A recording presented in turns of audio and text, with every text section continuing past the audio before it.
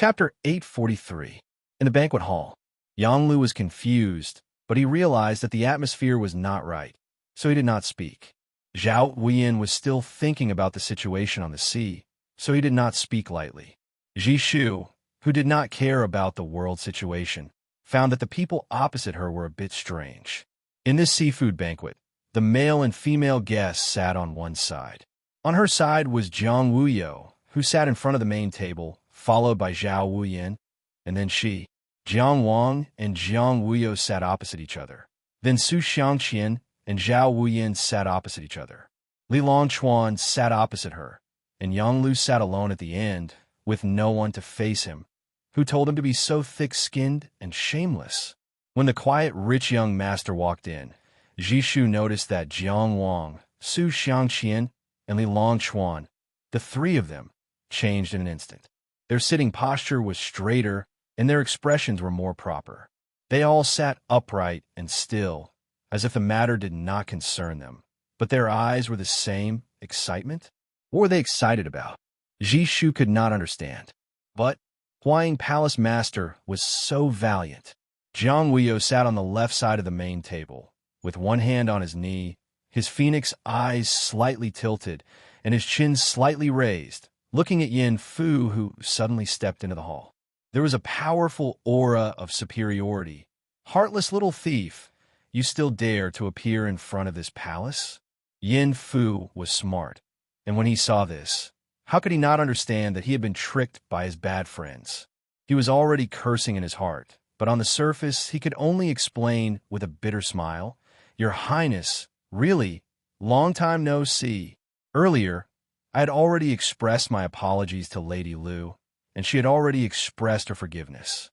This matter is really—" Of course, he could not say that it was not his fault. If it was not his fault, then it was his grandfather Yin Ping's fault. So no matter how much Jiang Wuyo scolded him, he could only accept it. He even hid overseas to seek peace, but he did not expect that he could not hide. Xiuzhang is kind and soft-hearted, so he did not bicker with you. This consort can't bear to see her being bullied. Jiang Wuyo's aura was fully unleashed, and his phoenix eyes were filled with power. If Lu Shintong is still alive, would you dare to break off the engagement? Yin Fu, say it yourself. When Ji Shu saw this, her heart was filled with excitement. This big sister from the Deqi Imperial Palace was too imposing. Everyone present here was either from Tianjiao or from a prestigious family. But every movement of theirs had an aura that suppressed the crowd. They were truly from the heavens. However, the matter of Yin Fu canceling the engagement itself was a complete mess. Jiang Wuyo was right, but it was true that Yin Fu could not decide on his own marriage. Behind this was the long-term plan of the entire family, not his personal honor. Not to mention being scolded as a heartless man. If he really had to make a greater sacrifice, it would be difficult for him to say the word no. From the moment he was born, he enjoyed the glory of the entire Yin family, but he also had to bear the responsibility of the family. Not only was Yin Fu like this, but it was also not just the Yin family that was like this. Even someone as strong as Yung Ginzuan, the peerless Tianjiao, had to face Cheng Gengsheng's challenge because he went against his family's will. AI. Faced with Jiang Wuyo's questioning, Yin Fu could only sigh, unable to defend himself. He had already calculated his position and was prepared to flee at any time. However, he did not expect that Jiang Wuyo would suddenly wave his hand. Forget it. Today, I'll give Jiang Qingyang face and let you go. Go back to wherever it's cool. Jiang Wuyo had always been a man of his words. He had said that he would beat him up every time he saw him, and he had never been careless before. Yin Fu looked at Jiang Wang in surprise. He did not expect Jiang Wang to have this kind of face, but he did not say anything. After all, it was normal for Jiang Wuyo to go to Jueming Island as the Huaying Palace's palace master and Jiang Wang to handle a case at sea as a blue metal constable. He did not expect that he had already been sold in Linzi. The three flavor manners maid brought over another table and placed it under Yang Lu's seat. Yin Fu sat down with a bitter face. He was even more lonely than Yang Lu, the only disciple of the fishing sea pavilion present. Seeing that Yin Fu was safe and sound, Su Xiangqian sighed regretfully. Of course, only the other two could understand his regret. Speaking of which, the only one who had seen Yin Fu get beaten up was Cheng Gongsheng. It was really due to luck, which made others envious. However, they had tacitly tricked Yin Fu back not just to see him make a fool of himself. They really wanted to see Yin Fu get beaten up, and they also wanted to help resolve the dispute between Yin Fu and the Huaying Palace's palace master. Otherwise, why would the young master of the Yin family be chased by the Huaying Palace's palace master? Cough. Su Xiangqian cleared his throat. I heard that there's a bird in the sea that has 3 wings and can fly for thousands of miles. This bird can only mate with a 3-winged bird. Once it mates with an ordinary seabird, it will immediately lose its ability to fly. The result is naturally death. He looked at Yang Lu. I wonder if it's true? Yang Lu was naturally not to be outdone when it came to overseas knowledge. Brother Su is really knowledgeable. This bird is called dongzai. It's completely white and is a seasonal bird. It's often seen in Neverwinter near the coast, and it's the winter solstice. It can't be seen at this time of the year. Su Xiangqian smiled and asked Jiang Wuyo, what do you think of this bird, Palace Master? He said dongzai, but he was actually talking about Yin Fu and Yu Huchang. 3-winged birds could only mate with 3-winged birds and could not mate with 2-winged birds. Just like how the Yin family's direct line could not marry the Ryu family's line of Yu Huchang. This was not something that could be decided by their own will. Jiang Wuyo naturally understood what he meant, but she only asked, birds are heartless and only follow their instincts. Humans are heartless too? Dongzai loses its balance, but if other birds love it and feed it, will it die? She asked again, if the birds are mismatched and the humans are mismatched, will they lose their lives? How can they be compared? Su Xiangqian was left speechless by her questioning. He was not at a loss for words, but this was a question that involved emotions, and with Zhao Wuyin present, he could not say anything shameless. Hearing this, Zhao Wuyin and the others understood that there was more to it than meets the eye, so they all shut up and watched silently. Li Longchuan put his hands on his knees and looked at Jiang Wuyo. Your Highness, even if other birds love it and feed it, it may not die. But is it Dongzai's wish to not be able to spread its wings? Who can live without purpose after crawling for a lifetime? He spoke righteously and sternly, expressing his ideals and explaining the future. His voice was loud and clear, like metal and stone clashing. Jiang Wuyo only sneered. Birds have no agreement, but humans have faith. Crawling is living without purpose, but breaking one's promise is not. Lu Shintong was her Tianjiao, and Yu Huchang was her close friend. Logically and emotionally, she needed to stand up for Yu Huchang. Otherwise, how could she, the dignified Huaying Palace Master, have so much time to chase after a heartless man? Li Longchuan was also silent. Jiang Wang sighed and cupped his hands at Jiang Wuyo from his seat. Palace Master's words are reasonable and irrefutable. But Palace Master also knows. A 3-winged bird and a 2-winged bird are a wrong match. Life is long, year after year. Life is short, passing by in the blink of an eye. If it could be right, why should it be wrong? Jiang Wuyo was silent for a moment, then opened his mouth. Whether it is right or wrong, only the person involved will know. But since Jiang Qingyang has spoken, I will no longer care about this matter.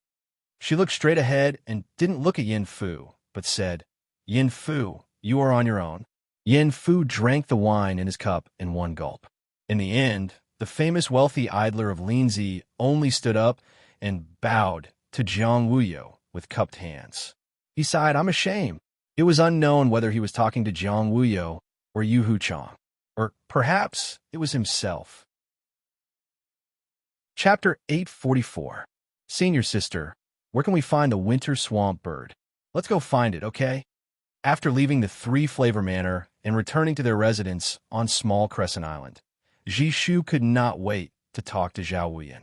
Zhao Wuyin doted on the only daughter of the dean and his junior sister in the academy. She rubbed her long hair and said gently, the winter swamp bird is a bird of the season. It has its own rules. Let's not disturb it. Oh, Jishu was a little disappointed, but she listened to Zhao Wuyin and did not insist. Instead, she asked, "Senior sister, do you think that Yin Fu is right or wrong?" Zhao Wuyin said softly, "Not everything is right or wrong." They were staying in the best inn on small Crescent Island. Zhao Wuyin's room was open to the blue sea. At this moment, the window was half open and the sea breeze came in, gently swirling on Zhao Wuyin's long hair. Jishu felt that her senior sister was very gentle. No wonder so many people liked her. After thinking for a while, he tilted his head and asked, "Of the two guys who are pursuing you, which one do you think is better?" Zhao Wuyin looked at her and asked back, "What do you think?" "I don't think they're good enough. They're not good enough for you." Jishu laughed. "One has a glib tongue, the other has a smooth face. We women are not three-winged birds or two-winged birds. We don't need a partner. We can fly freely. The sky is high and the sea is wide." Zhao Wuyin looked out of the window. She could see the outline of the island far away. She thought for a while and said, "Su Xiangxian is a glib tongue, but it seems that he is good to his friends. He is a loyal person." As for Yang Lu, she did not mention it. It was already an answer. "Oh." Jishu leaned on the windowsill, her hands crossed and her chin resting on the back of her hand. "What about Jiang Wang?" She seemed to be asking casually. Zhao Wuyin shook her head. She knew that it was normal for a young girl to love a hero. Jiang Wang's name shook Linzi, and he received quite a bit of attention. In addition, Su Xiangqian bragged about him all day long. As one of the twin prides of Mount Haste, bragging about Jiang Wang was the same as bragging about himself. He made it sound as if Jiang Wang was a rarity in the world. Jiang Wang, on the other hand, was clean, well-behaved, and clear-headed. It was easy for him to win a good impression. Therefore, he reminded, Su Xiangqian said that this person is loyal and righteous. These words are correct. But in my opinion, his heart is as firm as steel, and he is not easily moved. The love I'm talking about is between a man and a woman. It's good to be friends with this kind of person, and it's also good to be liked by him. There's no need to like him one-sidedly. What? Jishu was embarrassed and angry. But after a while, he asked again, people who don't easily fall in love, when they do, it's actually very difficult to deal with them, right? Zhao Wuyin didn't answer directly this time. He just rubbed her little head again. Silly girl. Jiang Wuyo did not stay on Crescent Island for too long. After 2 days, he left for Juming Island. Jiang Wang also left Crescent Island in the name of handling a case and went to Huai Island alone. Jiang Wuyo asked him why he didn't ask Su Xiangxian and the others for help in saving Zhu Biqiu. Among these 3 friends on Crescent Island, Su Xiangxian's Green Cliff Academy was famous. Li Longchuan's family had connections in the sea, and Yin Fu was rich. They would definitely be able to help a little. But Jiang Wang only replied that it was not suitable. Friends were friends, but there was also a depth of friendship. Just like Su Xiangxian's relationship with Li Longchuan, it was definitely better than the others. He had risked his life for Cheng Gengsheng, so he had no qualms about asking for Cheng Gengsheng's help. He and Jiang Wuyo had exchanged conditions, so there was nothing to say about it. As for Su Xiangxian and the others, he really didn't have much to offer. Of course, he didn't care about some small things, such as helping Hua Hua spend Yin Fu's money, but he didn't think that Su Xiangxian and the others should help him when it came to a big matter like the sea sacrifice of the offshore islands. He was also unwilling to ask. Debt of gratitude was too heavy to bear, and it was like a mountain pressing down on his heart. If he could reduce it, he would reduce it. Crescent Island was behind the bewildering world and hugged the islands, so it was called Huai. At the same time, he also missed it. The cultivators who died in the bewildering world would miss Crescent Island. The cultivators who once chose to stay here forever also missed their hometown thousands of miles away. This was an island full of vicissitudes. Countless stories were born and ended here. The first thing Jiang Wang did when he arrived at Crescent Island was to visit Granny Bijou with the jade pendant. "You mean you want to see Biqiu?" In the bamboo house, Granny Bijou frowned deeply, as if this was an extremely difficult matter. At the same time, Jiang Wang was looking at the huge transparent water tank behind Granny Bijou, observing the colorful fish in it. Hearing this, he retracted his gaze and said sincerely, "I came to the Isle of Hawaii this time to see Taoist Zhu again before the sea sacrifice. I know it's difficult, so I thought of you, Granny. You are her master and the elder of the fishing sea tower. No matter how strict the rules are, you should be able to see her. It's not a problem for me to see her." Granny Bijou sighed, "But it's against the rules for outsiders to touch the offerings before the sea sacrifice. I really don't have any other way." Jiang Wang sincerely pleaded. "Since the last time we parted, I haven't seen Taoist Zhu again, and in the future, please think of a way to let me see my friend. If there's anything that needs to be done, I'll take care of it." "Hey, what do you mean? Why would I need a junior like you to do anything? It's just that it's really not easy." Granny Bijou pondered for a while. "Well, wait a few days. I'll think of a way. As soon as there's news, I'll immediately send someone to inform you." Before Jiang Wang could bargain, she asked again, "By the way, have you booked a place to stay? I'll ask someone to arrange it for you." She was already asking him to leave. "There's no need to trouble you, Granny. I've already booked a room at the Green Cloud Inn." Jiang Wang respectfully bowed. "Then I'll leave this matter to you." He thanked her again and again before turning around and leaving the bamboo house. When he left, his footsteps were heavy and he appeared to be worried. But he knew very well that for Granny Bijou, this matter was not difficult. If she couldn't even see Zhu Biqiong, then she was too useless as an elder with real power. She wasn't worth his effort. His actions just now were just to raise his own status. But he thought, he spent effort on Granny Bijou to save Zhu Biqiong. Why did Granny Bijou put on an act with him again and again? She probably didn't know about the existence of the red makeup mirror, but wasn't she also guessing that Hai Zongming wanted to kill him for other reasons? But no matter what, he had to see Zhu Biqiong once before the sea sacrifice to confirm her condition. Only then could he confirm whether some plans could be carried out. And this matter really couldn't be avoided from Granny Bijou.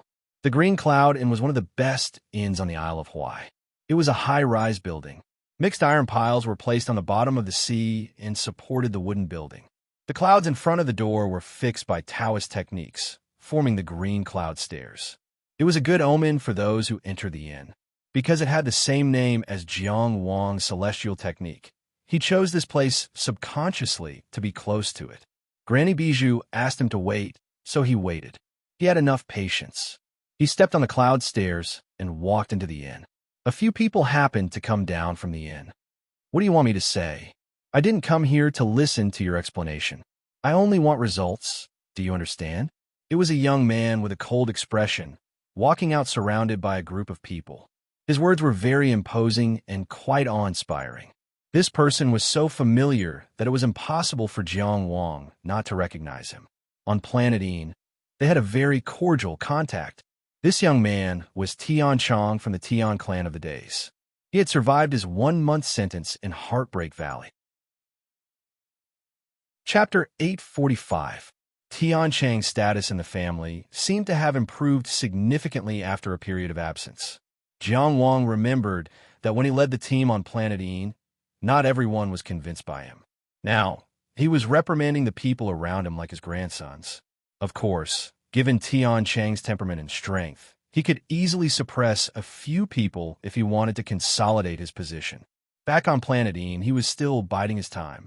What made Jiang Wang curious was why he had come to the Isle of Wight.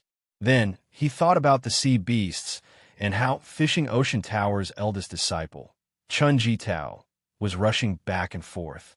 Something seemed to be happening in the nearby islands during this period of time. What Jiang Wang was most concerned about was whether or not this would affect his plan to rescue Zhu Biqiong. A middle-aged man was walking behind Tian Chong. He was probably angry after being reprimanded by Tian Chong. He immediately tried to push Jiang Wang aside. "Don't block the way." The Day's Tian clan's operations at sea were pretty good. They had 2 islands in their hands and were stronger than the other aristocratic families. One of the islands was Chongji Island, which had been traded with the Zhongginjia for 10 years. Fishing Ocean Tower's people wouldn't stay in inns on the Isle of Wight. Therefore, they probably didn't need to fear anyone here. They could be a bit more arrogant. Jiang Wang smiled indifferently and even took the initiative to step aside. He didn't need to bicker with Tian Chang's dog because, strictly speaking, Tian Chang was now one of his people. Although he hadn't taken the initiative to contact Tian Chang since the seven-star tower, it was only because he didn't need to. The secret of the Chao Xin blade and the massacre on Planet Een were enough for him to control Tian Chang's life and death. Tian Chang's gaze fell on Jiang Wang. Brother Jiang. He appeared polite and distant. This kind of alienation was normal because on the surface, he had only met Jiang Wang twice in the Seven-Star Valley. The two didn't have any other interactions. They weren't familiar with each other, but he knew Jiang Wang's reputation. Therefore, he was polite.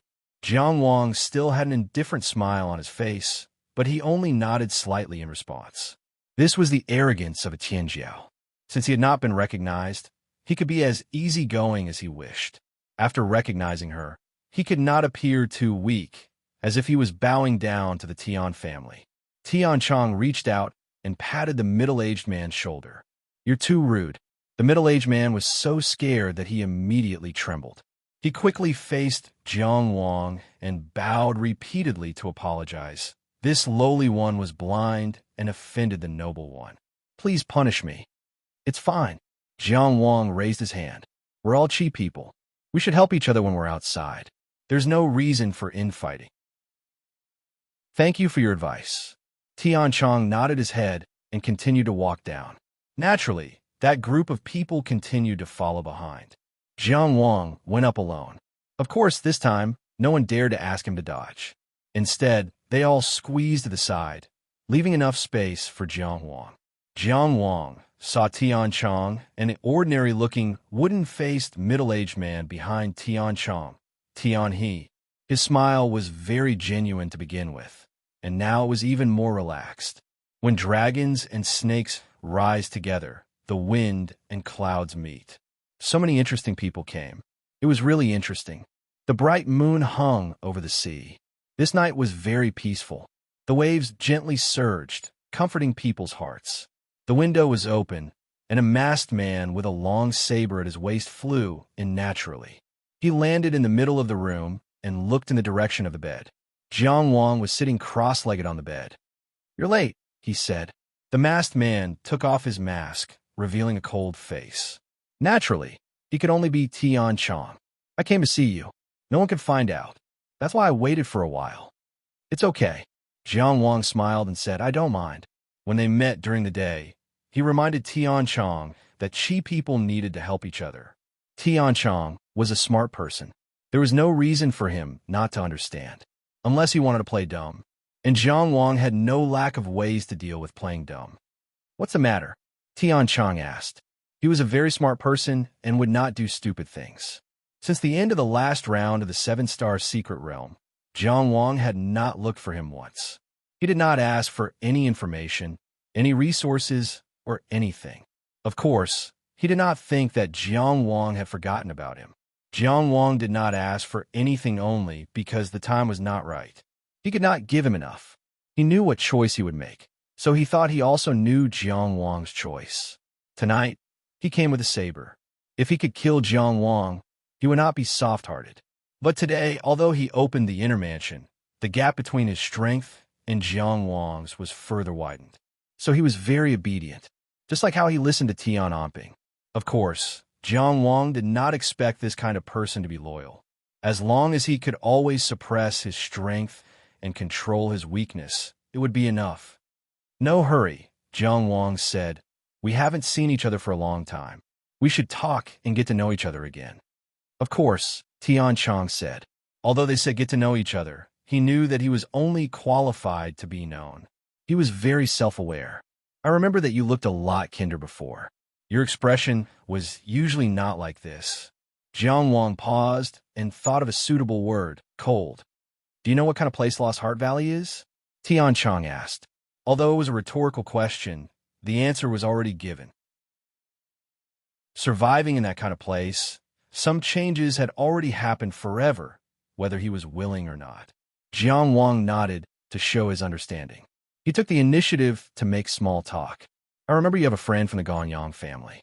Why haven't I seen him today?" "He died in Lost Heart Valley," Tian Chang said flatly. There was no resentment or other emotions in his expression.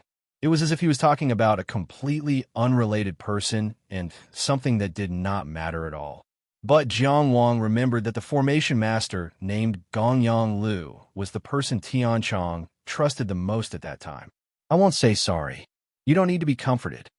Jiang Wang organized his words and said, "Tell me about yourself. What's your situation now?" "As you can see, I'm doing okay now," Tian Chong said. "Tian Anping gave me a lot of power and put me in charge of some overseas matters." Tian Anping? Jiang Wang found it hard to understand.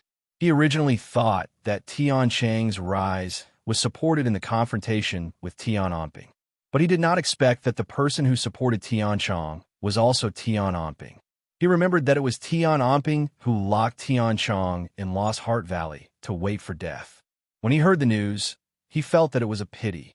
After all, it was an insider that he had painstakingly left behind, and he had a lot of potential.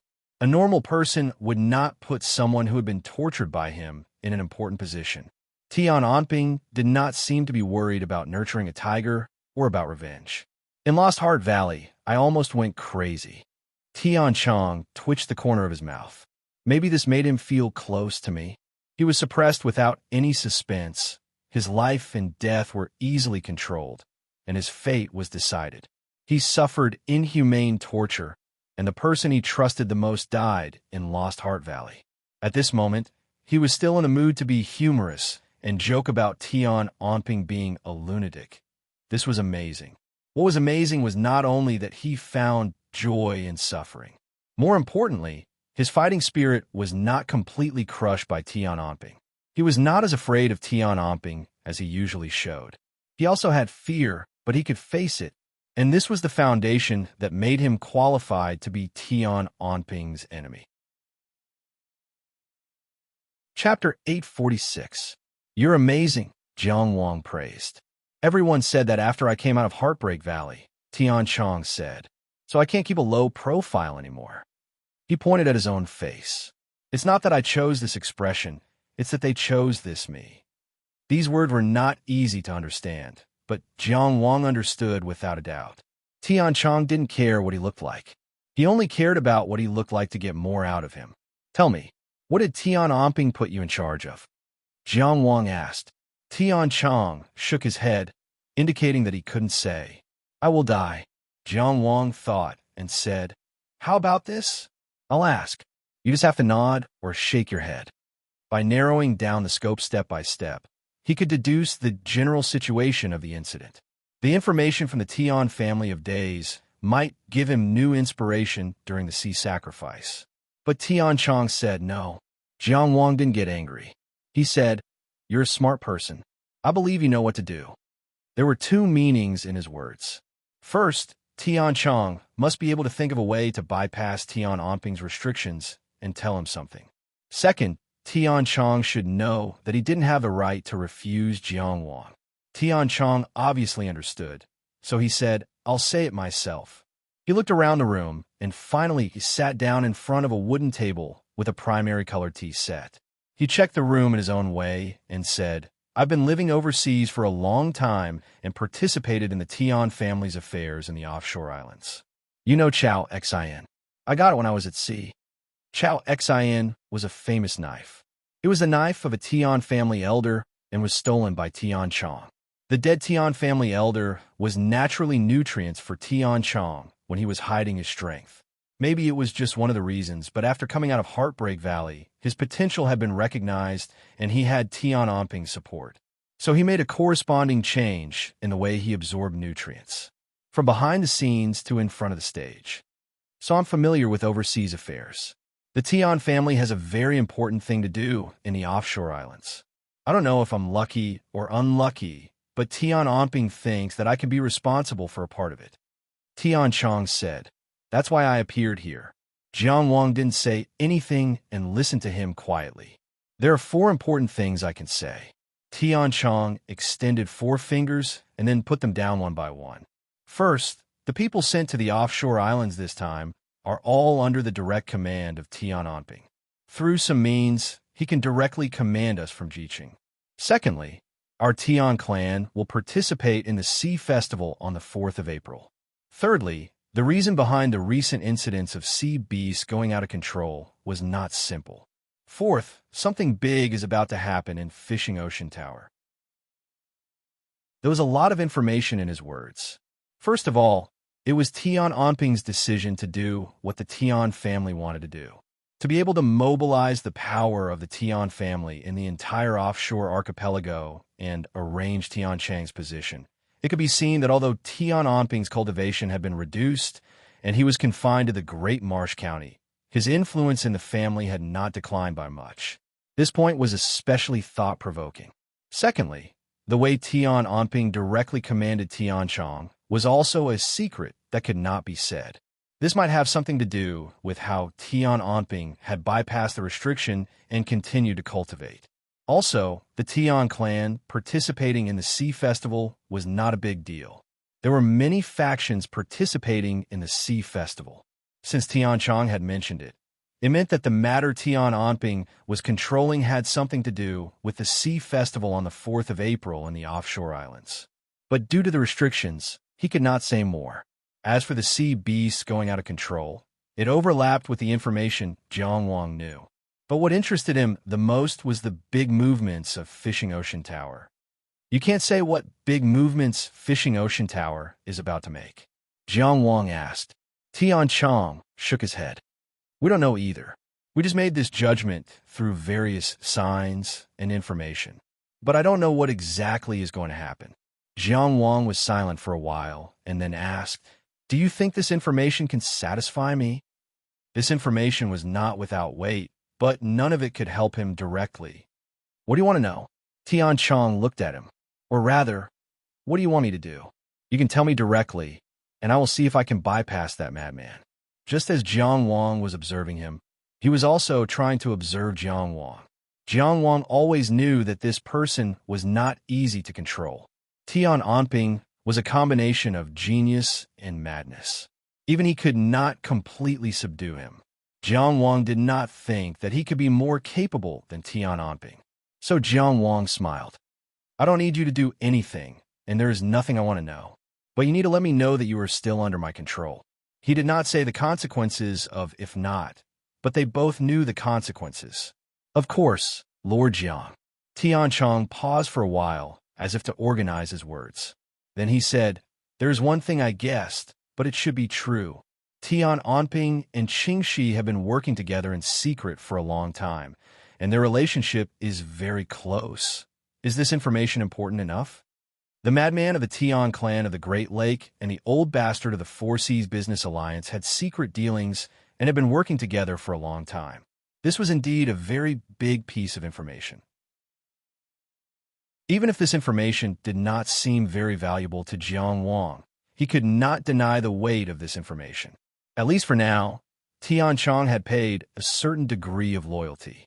Jiang Wang's first thought was that Tian Anping should also know that he had used Chengshuan's letter to plant the green jade vine at the Four Seas Business Alliance's singing and selling event to lure out Wu Yu. Tian Anping should not be able to make use of this information. The second thing that made him think of was that before he had gone to the Seven Stars Valley, Qingxi had sent someone to express goodwill to him and had proposed to purchase a new longevity treasure. What had happened on Planet Een showed that Tian Anping had already confirmed that he had obtained a longevity treasure. Now it seemed that that operation had been prepared for Qingxi. But if the two of them had been working together for a long time, why had Qingxi come looking for him? Was it purely to add a layer of protection, or was there actually no trust between him and Tian Anping? As Jiang Wang thought about it, he was suddenly startled. He realized that he had subconsciously treated Tian Anping as an imaginary enemy. He had unconsciously guessed that Tian Anping would target him at any time. This was a kind of guilty conscience. This was because he had indeed ruined Tian Anping's plans on Planet Een.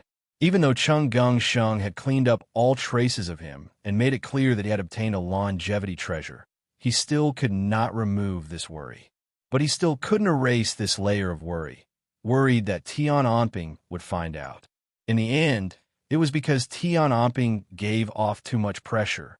His forceful killing of Lu Shantong, a legitimate son of a prestigious family, made people realize that he was capable of doing anything. He was a complete madman. Jiang Wang did not fear any powerful opponent, but he could not help but feel apprehensive towards a powerful madman who acted recklessly. This was a psychological state that any normal person would have. But Jiang Wang should not have such a feeling. He gently closed his eyes and severed this apprehension. When he opened his eyes again, Jiang Wang was already laughing. All right, this information is very important. Chapter 847. Tian Anping and Qing, she were secretly working together. This information was not important, but it was also important. It all depended on how it was used. There were many things to think about this matter. For example, Cheng Gengsheng was also working with the Four Seas Business Alliance, but there was no need to hide this. Normally, Tian Anping and Qing, she had nothing to do with each other, but they were secretly working together. So what were they hiding? What were they working together for? Tian Chang could not give a specific reason. Perhaps he had some guesses, but was not willing to say them all. Jiang Wang could tolerate this. People like Tian Chang could not be forced. He allowed Tian Chang to keep some secrets, as long as he could act appropriately at important moments. He had not thought about it, and knew that he could not completely control Tian Chang. If Tian Chang was so easy to control, he would not have been able to successfully murder an elder of a top family and come out unscathed, much less survive Tian Anping's attack. Jiang Wang's style of doing things was not to threaten people with a life and death struggle. When he showed his attitude, it was usually a life and death struggle. Looking at Tian Chang sitting at the table, Jiang Wang thought and said, I will also participate in the Sea Festival this time. If there is any new important information, tell me at any time. I know you will have a way. He decided to give Tian Chang a hint, to let Tian Chang know that his purpose in coming to the Sea Islands was related to the Sea Festival. This way, he could get more targeted information from Tian Chang. In any case, at least for now, Tian Chang could not turn against him. That would be of no benefit to Tian Chang and meaningless. And his interaction with the Sea Festival would probably only be this once. I know, Tian Chang said. He knew that today's conversation was over, so he stood. I cannot disappear often, so if there is any news, I will have Tian he inform you. Do you still remember him? Jiang Wang thought for a moment and nodded. I remember him. It seemed that after accompanying Tian Chang into False Heart Valley, Tian he had won his trust. Gong Yonglu was dead, so perhaps Tian he was the person he trusted the most. Of course, a person who could endure the cruel torture of Lost Heart Valley and never betray him was definitely trustworthy. If Jiang Wang had not seen with his own eyes how Tian he killed Tian Chang's cousin Lu Si, Jiang Wang would also think that the taciturn middle-aged man was very trustworthy. The sentence that left the deepest impression on him was when he asked Tian if he would be staying in the Tian family for a long time. Tian he had said, it's better to be familiar than unfamiliar. This person's cultivation was obviously ordinary, and his talent should also be ordinary. He had been in the Tian clan for 43 years, but he was still just a follower of a young master from a side branch. However, in his words, he actually treated the cheese top, the Zetian family, as a piece of fat meat. Jiang Wang could not underestimate the extreme calmness and hunger. Tian He, Tian Chang, and Tian Anping. If the three people Jiang Wang had met could work together, the Tian family would welcome rapid development in the next 100 years. Unfortunately, it was impossible for these three people to work together. What was even more interesting was that Jiang Wang had something on the first two at the same time. His greatest harvest in planet Yin might not have been the flower of life or the air-frozen bead. Instead, it was Tian He and Tian Chang. Tian Chang left as quietly as he came, closing the window on his way out. Jiang Wang did not speak again. He quietly closed his eyes and continued to cultivate day after day. News from Granny Bijou came later than expected. Jiang Wang waited until the 24th of March for Granny Bijou to send a letter. By this time, the Isle of Hawaii was already overcrowded. People who participated in the sea sacrifice came from all over the place. Jiang Wang's clear cloud was already full a few days ago. Although the sea sacrifice was an event for the entire coastal archipelago, the main venue was definitely the Tianya stage. The so-called viewing ceremony was also here. After arriving at the bamboo building, Granny Bijou personally led Jiang Wang through the fishing ocean building. Along the way, cultivators stopped and saluted Granny Bijou, but they did not come forward to disturb her. Granny Bijou gently nodded in response, not putting on any airs. The fishing ocean building's sect encampment was the place with the most different architectural styles Jiang Wang had ever seen. There were square roofs, pointed roofs, cast-iron roofs, yellow mud walls, black stone walls. There were all kinds of strange styles. Perhaps the only thing they had in common was that they were all pavilions. If the building that looked like an iron pot in front could also be classified as a pavilion, then they could be unified on this point for the time being. This was probably because the sea dwellers on the coastal archipelago came from all over the world, and their origins were complicated. Different aesthetic interests were mixed together in a strange way. After looking at it for a long time, one would also feel that it was very harmonious. Granny Bijou spoke very little along the way, as if she was trapped in some kind of sad mood that she could not extricate herself from. She only responded to Jiang Wang with a few words and nodded slightly in response to the saluting cultivators of the fishing ocean building. Her dragon-headed walking stick lightly tapped the ground, making a low sound without ripples. This was the sadness of an old woman, as if she was crying for her beloved disciple. In the end, Jiang Wang followed her and walked to the front of a huge stone house. Jiang Wang preferred to call it a house rather than a tomb, even though it really looked like a tomb. It was like a huge stone tomb with a giant buried inside. The whole thing was in the shape of an inverted semicircle, and at the very front there was a tall stone door. 3 big words were engraved on the door plaque: Sea Prison.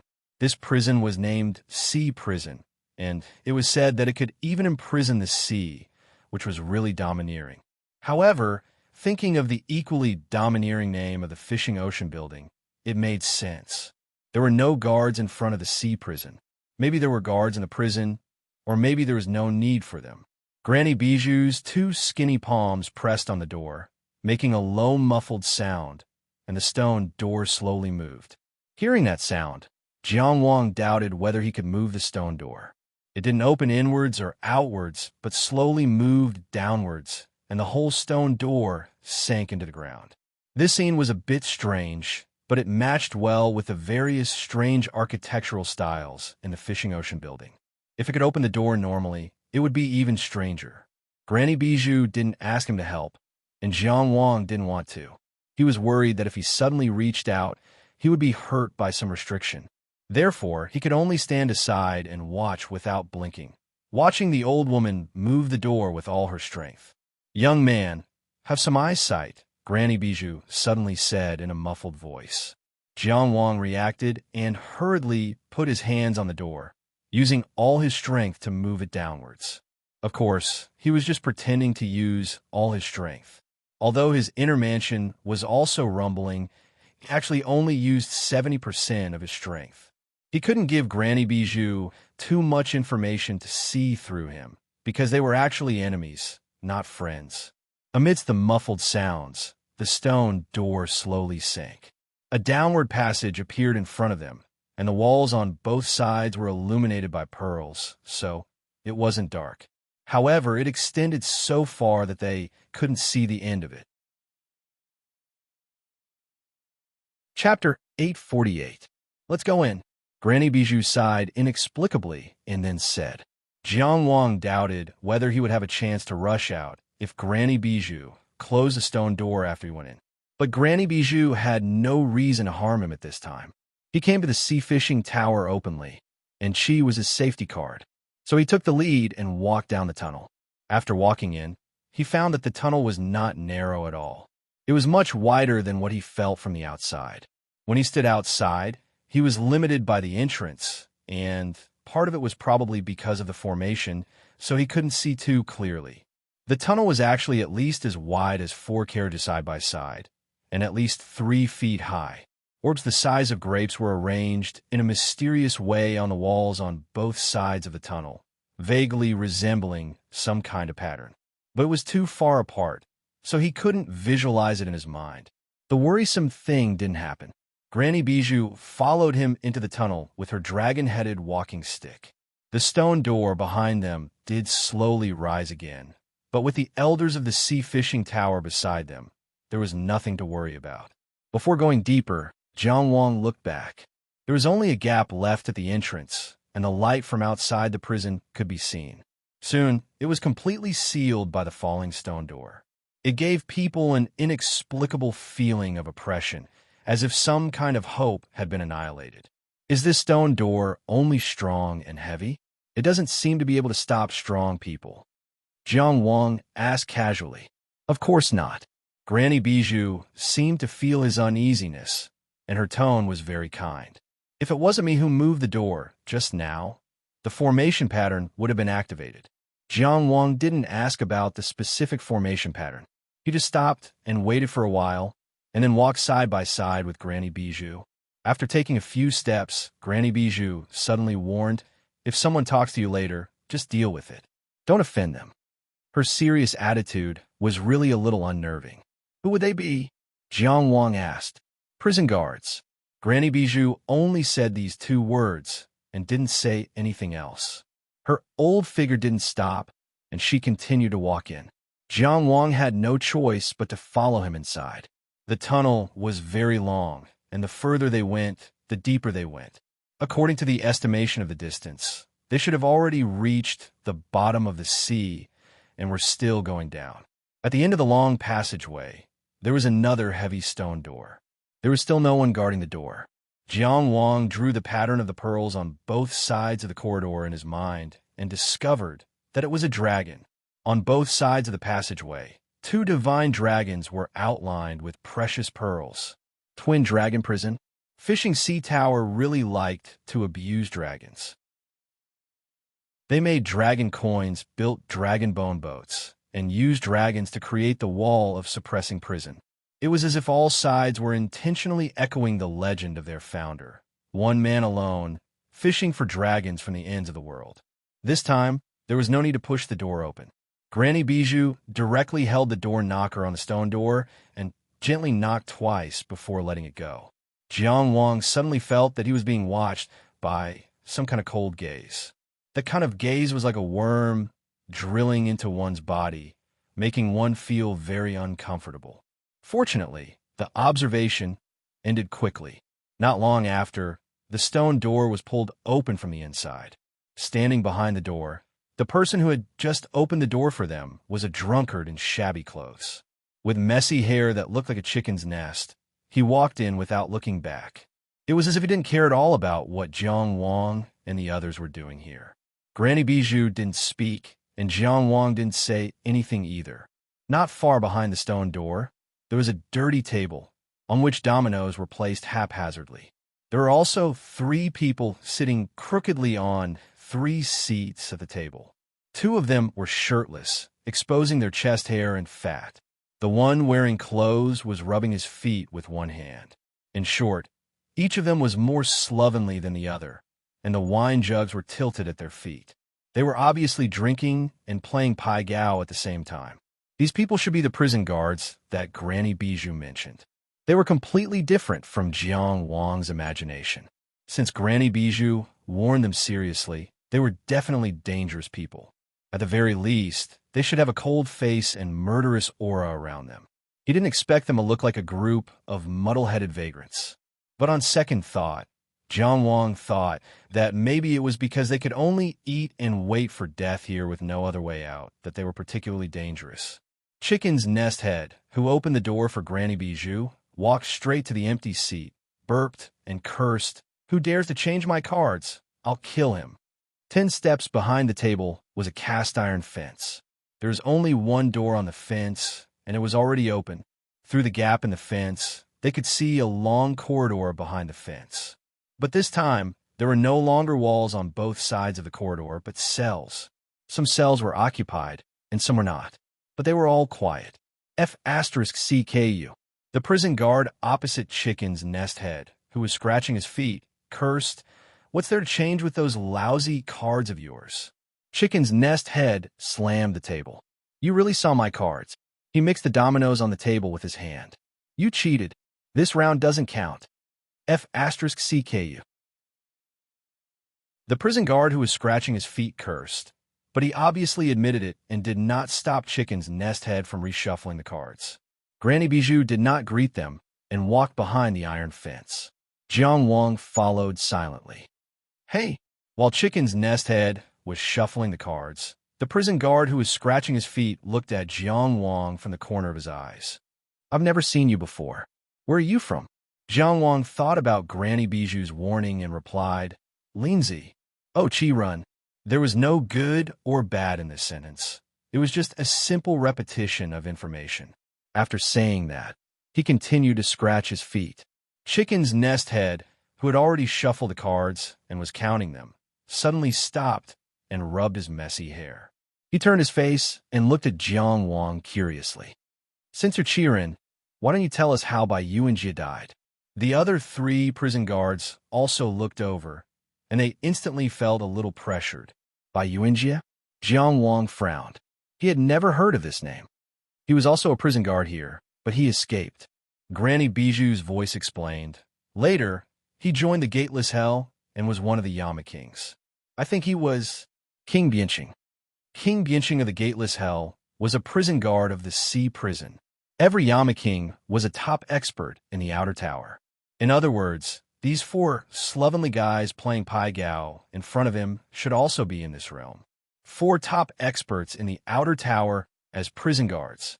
In addition to Bai Yuanjia, who escaped before, there were 5 of them. The prison guards of this sea prison were the strongest in Jiang Wang's knowledge. No, Jiang Wang suddenly thought. Since Bai Yuanjia was a prison guard, why did he escape? It was always the prisoners who escaped from prison. He had never heard of prison guards escaping from prison, unless the prison guards here could not leave on their own accord. They were also under some kind of restriction. With these questions in his mind, Jiang Wang replied honestly, it seems that he was killed by the leader of the night watchmen in Linhai County. The 4 prison guards who were holding the cards looked at each other for a while. Their expressions were half smiling, half crying, and half crying. In the end, they continued to hold the cards, and no one looked at Jiang Wang again. Chapter 849. After passing through the small door on the iron fence and stepping into the corridor with prison cells on both sides, Jiang Wang suddenly felt his entire body become much heavier. Even a simple step required more strength. In this area, everyone will be under more pressure. This is to prevent some prisoners from having too much energy, Grandma Bijou explained. The prison cells on both sides had iron fences as walls. This was to make it easier for the jailers to observe the prisoners inside at any time. The sound of Grandma Bijou's dragon-headed walking stick hitting the corridor was very clear. But none of the prisoners curled up in the cell looked outside. They seemed to have lost the emotion of curiosity. This undoubtedly cast a shadow over Jiang Wang's heart. As he walked further in, there were no more iron fences. There were only stone doors. Apart from a small square opening, there was no other possibility of observation. Presumably, the prisoners in between were more important, so the prison cells were designed with more consideration in mind. The corridor was still very long, so long that he couldn't see the end. There were illuminating pearls embedded in the ceiling at intervals, but the end of this corridor still seemed to be connected to a bottomless abyss. He couldn't see clearly, and there was a sense of horror hidden. Granny Bijou stopped here. I won't go in, she said sadly. I can't bear to see Chiong or suffer. On the wall between the 2 stone rooms, there was a shelf that looked like a candlestick. Jiang Wang didn't know what it was at first, until Grandma Bijou took out an incense stick and stuck it on it. She used her skinny index finger to gently cut off 4/5 of the incense stick, and the remaining half spontaneously burned. You only have so much time, Grandma Bijou said. Jiang Wang didn't say anything. He just nodded. Grandma Bijou must have talked to the jailers earlier. She took out a stone key and opened the stone door. She stood by the door and didn't look in, as if she really couldn't bear to see it. For some reason, Jiang Wang suddenly felt a little hesitant. He came to the Isle of Hawaii with a clear goal, which was to see Zhu Biqiang. Once he said it, Nothing could stop him. Before the sea's sacrifice, he had already planned to see Zhu Biqiang. But now that he was outside the door, with only a wall between them, he suddenly felt a little scared. What happened to the friend who risked his life to deliver the message for him? What kind of hard life did she lead in such a heavily guarded sea prison? He was very uneasy, but he still stepped into the cell. The incense on the shelf reminded him that there was no time to hesitate. This had been the case for many times along the way. There was no time for him to be weak. He always faced it this way. He stepped into the stone room and closed the stone door behind him. The stone chamber was very dark, but that didn't stop Jiang Wang from seeing everything clearly. The entire stone chamber was about 10 steps square, which was more spacious than he had imagined. It was quite clean. There was no stench, only the faint smell of the sea breeze. It was unknown where the wind came from in such a deep place. 2 iron shackles were nailed to the wall opposite the door. A weak woman with long hair was hung on the wall by iron shackles. Her head was lowered and her breathing was slow. She was probably asleep. The sound of the door opening didn't wake her up. She was like a broken puppet, abandoned by a child who liked the new and disliked the old. So she was casually hung in a place, waiting for the day when she would be completely thrown away. She was the delicate girl who was chased out of Qingyang town by him burning the space with flame flowers. She was the innocent girl who mistook him for a villain and cried her heart out. Now she was hanging here. The Tao primordial energy in her body had all dissipated. She didn't have any cultivation left. She was no longer a transcendent cultivator, but an ordinary girl. Her long hair hung in front of her, covering her face.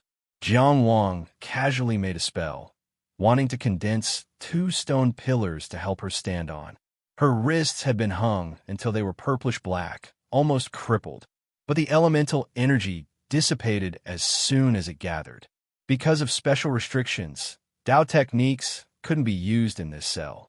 Jiang Wang wanted to cut 2 holes in the stone wall to give her feet a foothold so that she wouldn't have to carry all her weight on her wrists like she was now. But he didn't know what would happen if he broke the stone wall. He wanted to cut off the shackles and take Zhu Biqiang away. But it was impossible for him to take Zhu Biqiang out of here. Jiang Wang could only sigh in his heart. He held her calf with one arm and lifted her up. No, don't. Zhu Biqiang seemed to have woken up from a nightmare. She kept kicking her legs, but her strength was so weak. She was so weak that even her cries were empty. It's me. Fellow Taoist Zhu, don't be afraid. I'm Jiang Wang. Jiang Wang comforted her. He flicked a flame with his other hand and hung it in front of his face. Then he raised his head to let Zhu Biqiang see his face clearly. Fortunately, the magical power came from his body and wasn't affected. This was why the true samadhi fire could be flicked out. It was the first time Jiang Wang did something so extravagant as using the true samadhi fire to illuminate his face. Zhu Biqiang lowered her head. Through her messy long hair, she finally saw Jiang Wang's face. Woo! She pursed her lips. She tried very hard to hold it in, but she still cried. Her cries were so weak, faintly whimpering, as if she couldn't catch her breath at any time. She was crying, but there were no tears because her tears had already dried up. Her wrist had been temporarily relieved, but it was still motionless, indicating that she had already lost consciousness. It's okay. Jiang Wang reached out and gently pushed away the long hair, covering her eyes. He tucked it behind her ear and said softly, "It's okay. I'm sorry." She wept for a while, and her dry and pale lips quivered. "I've already said it." "What's wrong?" Jiang Wang asked her softly. "What did you say?" Zhu Biqiang closed her eyes. She seemed to be too tired, but she tried very hard to open her eyes. She said in a weak voice, "You have Dixing Trading Company. Xiao Xiao is in charge of Qingyang Town. Xian Xian is in charge of flying swords. There is also Zhang Hai who is in charge of alchemy. You have a good relationship with Zhong Xiansheng. Ooh, I told you. I didn't want to say it, but it's so painful. Woo woo woo." One could completely imagine what kind of torture there would be in the sea prison. It was definitely not something a greenhouse flower like Zhu Biqiang could endure. "It's okay. I don't blame you. If it were me, I wouldn't be able to endure that kind of torture. Moreover, what you said is not a secret. It won't hurt me at all. Jiang Wang supported her with one hand. He comforted her softly while slowly mobilizing his Tao energy to help her tidy up the Tongtian palace that had already been shattered into a mess. Her Tongtian palace had completely collapsed, and there was no possibility of rebuilding it. Jiang Wang was very clear about this matter. But what he was doing now was like cleaning up the rubble in a collapsed house. He couldn't rebuild the house, but at least he could make the ruins of the house look a little tidier, thereby reducing Zhu Biqiang's pain. But this might also be in vain. You should say something more useful, Jiang Wang said. For example, tell them that you are Jiang Wang's good friend. As long as they are willing to let you go, Jiang Wang is willing to spend a lot of money. Zhu Biqiang's cracked lips slightly moved up. She smiled. Chapter 850. Thanks to his long-term practice of controlling Tao essence, Jiang Wang helped Zhu Biqiang tidy up the Heavenspan Palace without any accidents. But Zhu Biqiang kept looking down at him. Are you here to see me? She had already seen Jiang Wang clearly, but she still asked, fellow Taoist, Jiang? This question sounded a bit stupid, but Jiang Wang still answered seriously. Yes, I'm here to see you. Did Granny bring you in? The silly girl pursed her lips and was about to cry again. Help me apologize to her. It's my fault. I'm disobedient. I'm sorry for her upbringing. I've failed to live up to her cultivation. She had already reached this point, but she still didn't know who caused her to be like this. Jiang Wang paused. In the end, he just continued to tidy up the Heavenspan Palace for her and said, there are many people who care about you, so you have to persevere. At this time, the stone door behind him opened. Jiang Wang pursed his lips. He knew this was telling him that visiting time was up and he should leave. I should go, he said. Time seemed to stop for a moment, but it didn't really stop for anyone. That day, Zhu Biqiang looked at him and said, will you come to see me? Jiang Wang didn't say anything. What could he say at this moment? He couldn't tell this silly girl a single word of his plans. In the end, he just said, of course. Zhu Biqiang slowly closed her eyes. Then I won't be so scared. Jiang Wang gritted his teeth and slowly let go of Zhu Biqiang's body, letting it hang again. He suddenly turned around, not daring to look at Zhu Biqiang again, and hurried out of the stone room. A shriveled hand closed the stone door and locked it. The remaining 1/5 of the incense had just burned out. Let's go, Jiang Wang said. In the end, the sea prison wasn't a convenient place to talk. Granny Bijou put away the key and walked out. When she passed by the table of jailers playing cards, she gently put the key on the table. No jailers paid attention to her, and she didn't pay attention to any jailers. Jiang Wang looked on coldly. He felt that these jailers lived in their own world. Placed outside, these people were also considered rare powerhouses. For example, Bai Yuanjie became King Bian Cheng, who had no door to hell. If they were as strong as Bai Yuanjie, they should be stronger than Granny Bijou. This judgment was based on Hai Zoming. Granny Bijou and Hai Zoming were fighting, so the difference in strength between the two should not be too great. Jiang Wang knew Hai Zoming's strength very well. Although it was also a 4th-level outer demon tower, it was definitely not at the level of the Yama King of Hell. On the other hand, Granny Bijou was so mighty outside, ordering the higher-ups of the 5 immortal sect around. Yet, in this dark sea prison, they spent their days drinking and gambling, not caring about their appearance. They were jailers, but they were also prisoners. Those prisoners had been tortured to the point where they had lost their curiosity about the outside world. How could they not be a pool of stagnant water? The stone door closed behind them. Jiang Wang and Granny Bijou walked back to the corridor at the entrance, but their mood was completely different from when they entered. Granny, Jiang Wang said, Biqiang's situation is very bad now. I'm afraid she may not be able to hold on until the sea sacrifice. Sigh. Granny Bijou sighed. The sea prison will not let her die before the sea sacrifice. Jiang Wang pursed his lips. Can you think of a way to send her some food every day? Granny Bijou leaned on her walking stick as she walked forward. Regardless of whether it was going up or down the tunnel, She walked at a steady pace. One primeval stone for one meal. She said, "You saw those jailers just now? They are very greedy." "No problem, I'll pay." Jiang Wang did not hesitate. It was as if it was as easy as a few knife coins. It was as if what he agreed to was not the price of an A-class Meridian unlocking pill for one meal. Because what he showed was how far he was willing to go for Zhu Biqiang. "Good boy." Granny Bijou's expression was very gratified. "I'm just joking with you. I have my own arrangements for these things." She had already gotten the answer she wanted. For Jiang Wang, today's trip could be considered to have come to an end. At least, he completely ruled out the possibility of creating chaos and then breaking out of the prison. He did not think that there was such a possibility, but he still had a chance. "Fellow Taoist, Zhu asked me to pass a message to you," Jiang Wang said. "What message?" Granny Bijou was a little surprised. With the special restriction of the stone room, she should not be able to hear the conversation in the stone room from outside the stone room. But she must have her own way. He had to admit that she was very good at concealing her emotions. No wonder she had competed with Hai Zongming for so many years. She said she was sorry. Jiang Wang paid attention to her expression from the corner of his eyes. Sure enough, there was nothing but sadness that was difficult to distinguish between real and fake. "She is a good child." Granny Bijou was silent for a while and finally said this. Was there really no ripples in her heart? Jiang Wang did not know the answer.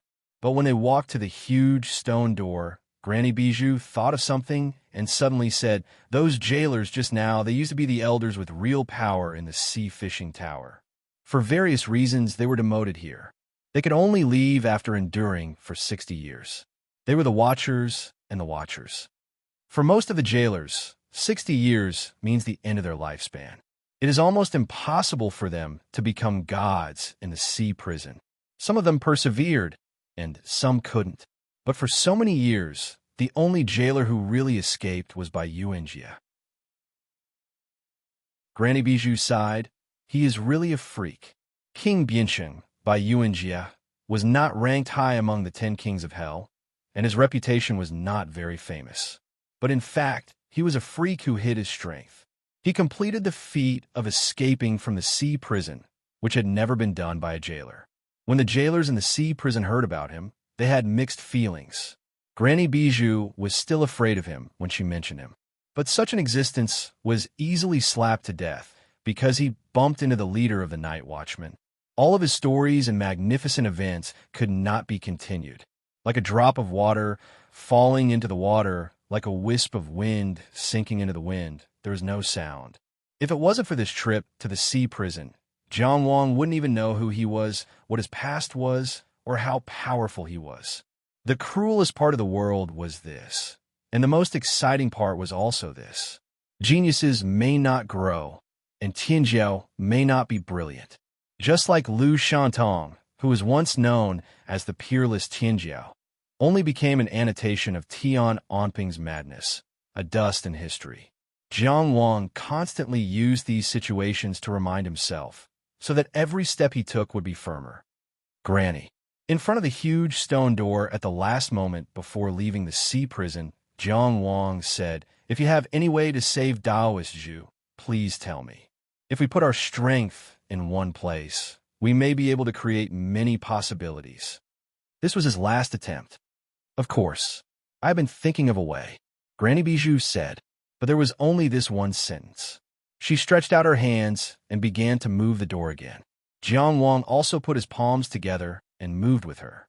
The stone door slowly rose. The sunlight of the outside world once again shone on the two. The old and the young both looked very sincere. Chapter 851. If you were Jiang Wang, what would you do? In the bamboo house, Granny Bijou was tearing small pieces of meat to feed the fishes while answering her own question. Unless Qi's army comes, it's impossible to break out of the prison and rescue the prisoner. He has seen the level of defense of the sea prison, so he won't come to court death. The bloody pieces of meat fell into the fish tank and were eaten up in an instant. Not even the slightest bit of blood was left.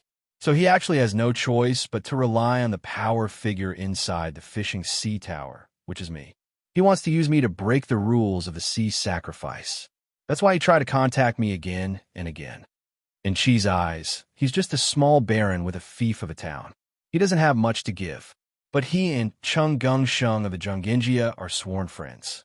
How many resources can Chung Gung Sheng mobilize? How much will the Junginjia be willing to pay for this? This is the key to the problem. Granny Bijou continued, but this guy's attitude is also very clear. He's willing to save Bai Qiong at any cost. But if he can't save her, he only wants Bai Qiong to have a comfortable life. The premise of this attitude is that he knows it's almost impossible to do this. So I should give him some hope. Her skinny fingers slowly tore the fresh meat, and the blood naturally dyed her palms red. But she didn't care. In a world, love is the only word that is difficult to understand. But young people can't understand it and are often trapped in it. He must have fallen in love with Bai Qiong, so he's doing this without asking for anything in return. As long as I give him some hope, he'll work hard to push it. As Granny Bijou spoke, she took out a piece of meat the size of 2 adult fish from the bamboo basket next to her and threw it into the water. In fact, perhaps his greatest value is himself. After all, even Hai Zongming is very greedy for him, she added. At the bottom of the huge fish tank, a 5-colored fish suddenly jumped out from the lush aquatic plants. Red, black, yellow, green, and blue. The 5 different colors of stripes were tightly intertwined, like a gorgeous coat wrapping around it. Its body was only 3 fingers long and 2 fingers wide. It looked harmless to humans and animals. However, as soon as it leaped out, the school of fish that had gathered together just now immediately scattered in all directions, as if they were fleeing for their lives. It didn't chase after them. Instead, it picked up the piece of meat that had fallen into the water and began to chew. Its body was very small, but its eating speed was very fast. In less than 3 breaths, it had completely devoured the meat that was much larger than its body. Granny Bijou dipped her hand into the water, and the 5-colored fish swam up and slowly sucked her finger, sucking the blood away. Granny Bijou just sighed and said, "She's a good child." He didn't know if he was talking about this 5-colored fish or Zhu Biqiang. Great Illusionary Land, Star River Pavilion. Chung Gung Sheng gently rubbed his forehead. Is she still saying the same thing? Yes. Jiang Wang sighed. During this period of time, he had been in frequent contact with Chung Gung Sheng through letters. Occasionally, when the letters were not enough to make things clear, they would take the effort to meet in the Star River Pavilion. Not long after the trip to the sea prison, Granny Bijou proposed a way to rescue Zhu Biqiang. She said that she would propose it during the sea sacrifice and ask for the sect forgiveness. However, her strength alone was not enough to influence the sea sacrifice. Therefore, she needed others to respond. Granny Bijou would use her connections to ask for help from her allies. At the same time, she would ask Jiang Wang to help as much as possible. The first thing she did was to persuade Elder Hai Jingping of the Fishing Sea Tower. On the surface, the sea sacrifice at the Tianya stage was presided over by spiritual master Chong Wang, the first elder of the Fishing Sea Tower. However, the specific matters of the sea sacrifice were actually handled by 4 elders with real power. 1 middle-level elder and 3 lower-level elders. Hai Jingping was the only middle-level elder among them, and he was a divine descent stage powerhouse. Interesting. Chung Gung Sheng had a good understanding of the situation in the offshore islands during this period of time. So he asked, "Do you remember the true disciple of the Fishing Sea Tower who was jealous of Su Gao Gao?" "Of course, it's only been a few days," Jiang Wang said. "His name is Yang Lu, and he's a little feminine. At present, he seems to be a good person. Yang Liu's master is Hai Jingping," Chung Gung Sheng said. "Wait," Jiang Wang frowned. "This Hai Jingping has nothing to do with Hai Zongming, right? They just have the same surname, and there's no friendship between them. Even if that old woman wanted to bury you, she wouldn't have dug such an obvious trap. However," Chung Gung Sheng said, "this means that she knows your whereabouts very well, and knows that you and Yang Lu have interacted before. She also has a rough idea of my Zheng Genji's ability to gather intelligence on the sea." He said self-deprecatingly, I didn't overestimate her. Because of the relationship between Hai Jingping and Yang Lu, and even Hai Zhongming, this kind of information was not difficult for any force that had roots in the sea, and Neverwinter Island was no exception. However, the Zhongenjia could not do anything about the more secretive information inside the fishing sea tower. I didn't try to hide it, Jiang Wang said. Fortunately, you brought Jiang Wuyo with you, Cheng Gongsheng said slowly. I talked to Palace Master Huaying and got the information from her. Granny Bijou also had the opportunity to be in charge of the specific affairs of this sea festival, but she refused. The reason was to avoid suspicion. Jiang Wuyo's foundation was in the military, and he went straight to Jueming Island as soon as he went out to sea, so he naturally had some influence on the sea, and even he could get the internal information of the fishing sea tower. The decision-making of an elder with real power like Granny Bijou was not something that could be leaked by an ordinary source of information. What does Granny Bijou want to do? Jiang Wang asked. Cheng Gongsheng said, what she wants to do isn't the most important thing. The most important thing is, do you still have hope for her? Zhu Biqiang trusted her so much and was put in prison because of her. She actually thinks that she has wronged her. I can't help but think, is she actually a good master, and we actually misunderstood her? Jiang Wang said, his eyelids drooping slightly. Okay, I admit it. The longer I stay in the offshore islands, the more I know the horror of the fishing sea tower, and the more I know how impossible it is for me to challenge it. It's fine if I'm alone, but now that I've dragged you all into it, I'm worried that I'll be a burden to you. I can't help but have some weak fantasies that the fishing sea tower will give in. I treated her well in the past, but it doesn't mean I'll treat her well forever. Is it more important to be a good master or to have a good future for yourself? That old woman has her own considerations on this point. Cheng Gongsheng didn't judge his so-called fantasies, but once again determined Granny Bijou's character. Then he said, we're your help, not your burden. If we're reduced to the point where we need you to worry about us, wouldn't Jiang Wuyo and I be too much of a failure? The Zhongenjia family has 2 marquises, and I've been noble for generations. I'm now ahead of Yung Gunzuin in the line of succession. Jiang Wuyo is the master of Huaying Palace, and he may be in charge of the most powerful force in the world in the future. What makes you think that we'll be dragged down by you? He stared at Jiang Wang with a hint of anger in his eyes. You should think more about yourself. Jiang Wuyo and I will at least take a few steps back in the struggle for power, but you, Jiang Qingyang, if you encounter the worst situation, you'll die. Chapter 852. Was the Stone Gate Leaf family powerful? Ice Phoenix Island was also a force that had taken root overseas. Was Li Longchuan's ability qualified? He had exposed the scam of the offshore islands for many years and used this matter to expand the influence of Ice Phoenix Island to the greatest extent. However, Chun Jitao just passed by and gave an order casually, and the influence of Ice Phoenix Island was reduced by more than half. It was not that his ability was much stronger than Li Longchuan's, but that the power given to him by the sea fishing tower was much stronger than Li Longchuan's in the offshore islands. Chun Jitao, who was at the Divine Descent realm, was only a disciple of the younger generation of the sea fishing tower. Was the cultivation method of the 5 immortal sect mysterious? There were 5 experts from the outer tower and the sect guarding Sea Beast, so they were not weak. But they were controlled by Granny Bijou.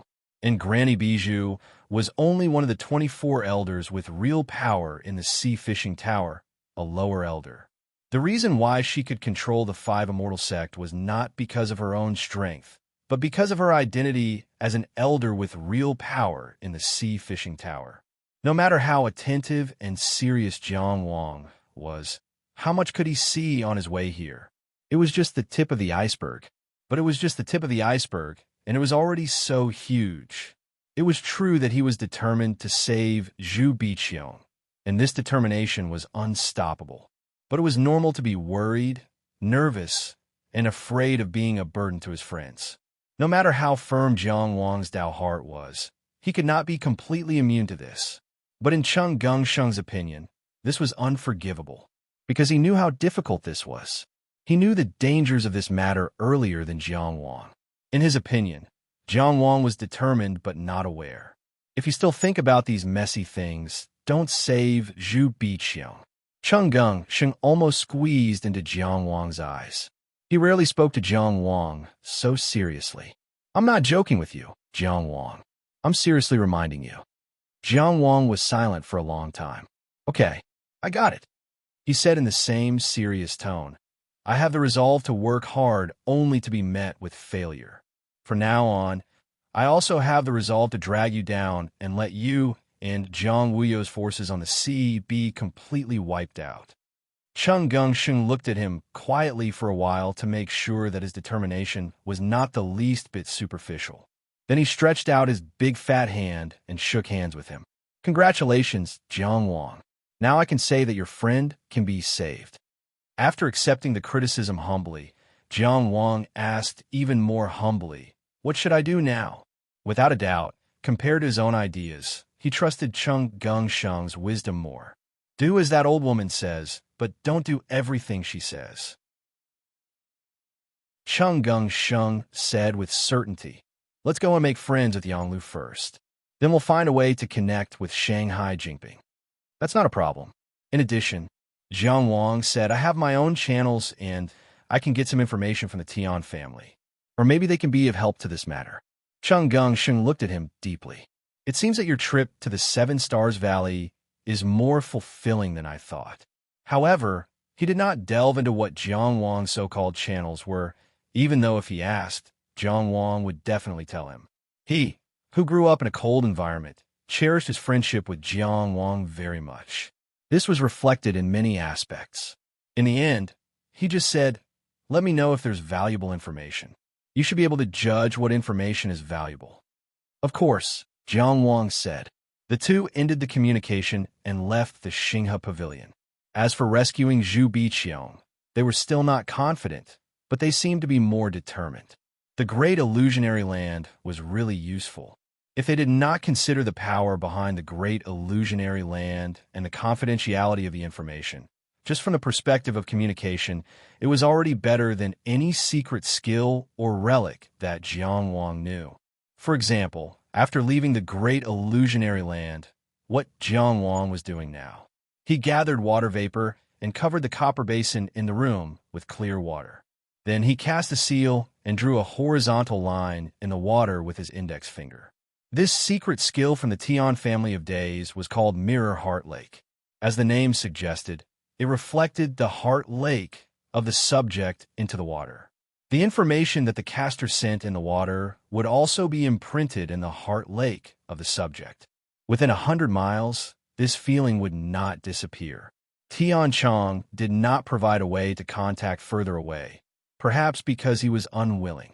The premise of Mirror Heart Lake was that the subject allowed the reflection of the heart lake.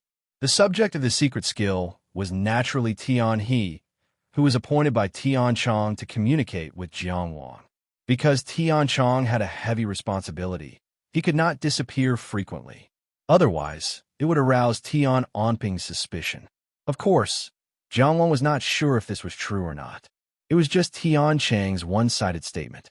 They had the basis for cooperation, but they could not avoid suspicion. After the Mirror Heart Lake secret skill was completed, Jiang Wang did not wait for long.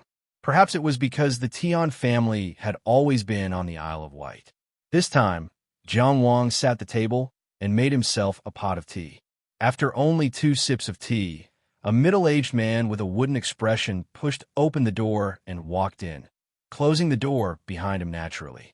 Tian He's experience in the Lost Heart Valley did not seem to have changed him. He still looked as wooden and simple as before, as if he was harmless and harmless. Jiang Wang glanced at the open window and then at Tian He. I thought you would be more discreet when visiting. The more ordinary a matter is, the less attention it will attract. This is a little experience I've learned after living for so many years. Tian He walked in front of Jiang Wang and said calmly, Do you have any orders? I've learned a lot. Jiang Wang nodded and asked in return, I told Tian Chong to inform me if he had any news. Why hasn't he responded in the past few days? Did he forget? He did have important news, so he informed you. Tian he corrected seriously. He emphasized the word important. Jiang Wang smiled. Tian Chong seems to trust you a lot now. He tells you everything. Tian he shook his head. Tian Chong does not trust anyone. He explained, it's just that the price of betraying him is greater, so I asked him to entrust me with some relatively important things.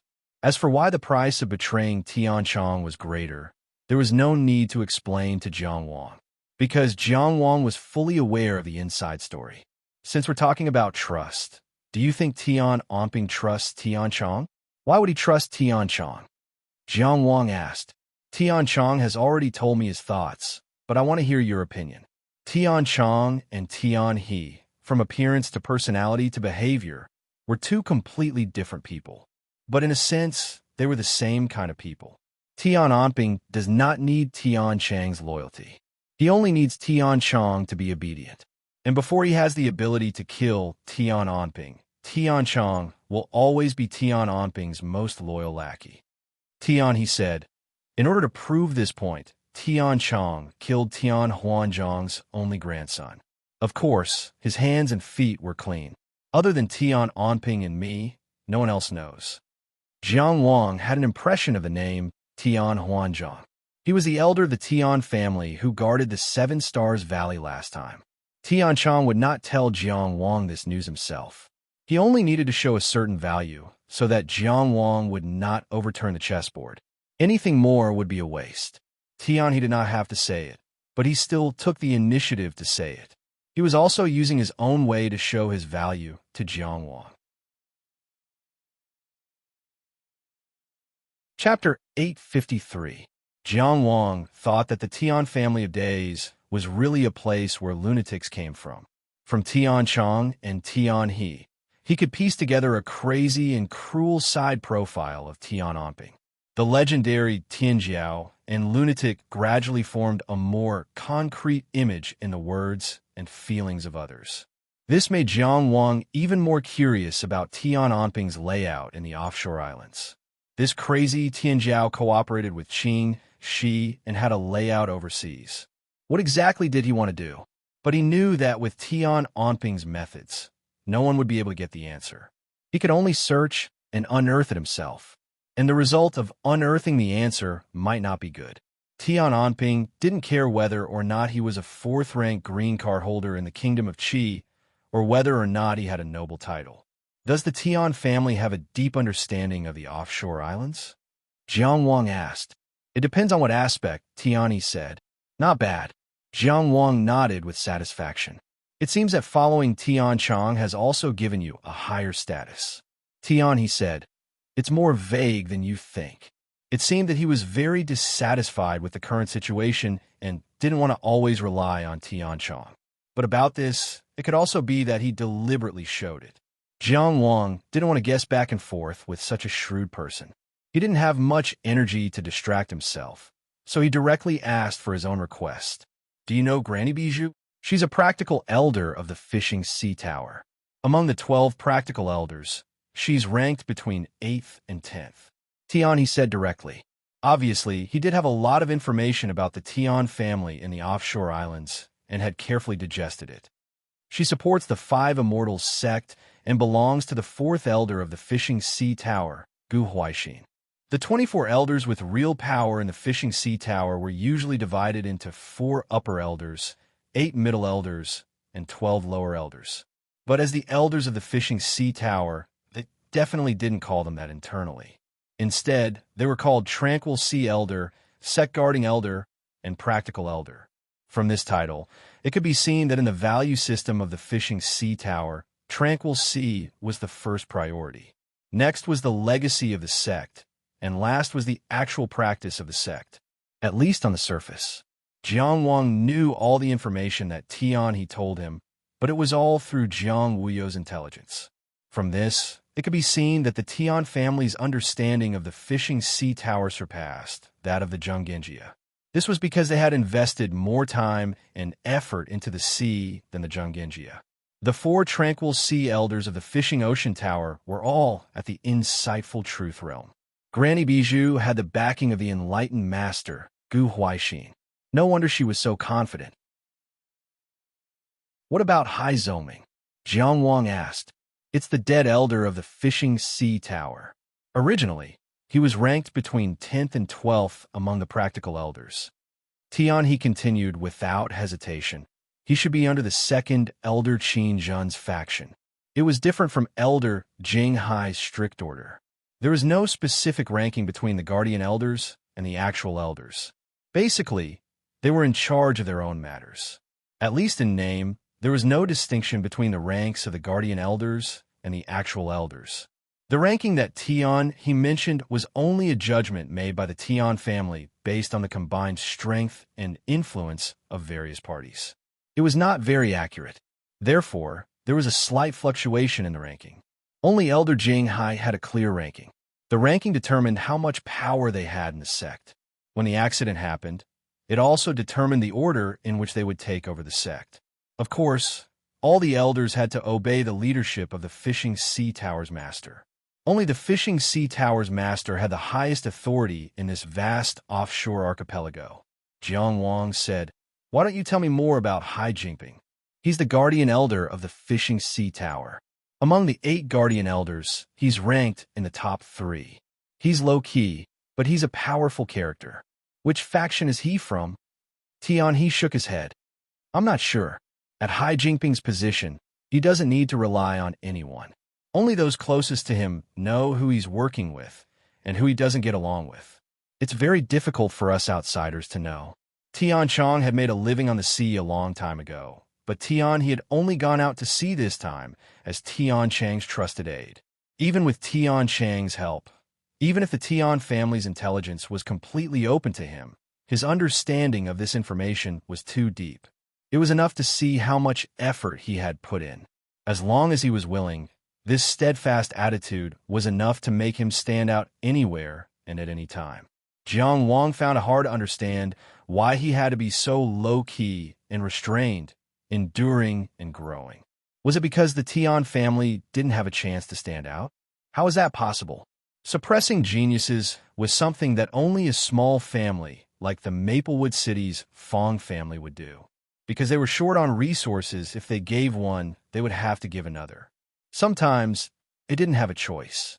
But no top-notch family would do such a stupid thing as suppressing geniuses. Tian Chong was low-key and forbearing because he murdered an elder and stole the famous saber Chaoxin. He didn't dare to be in the limelight for fear of exposing his evil deeds. Then what was the reason for Tian He? What was the story behind him? Jiang Wang was suspicious in his heart, but he only asked, "Do you know Yonglu?" Tian he shook his head. "There's no such person in the Tian family's intelligence."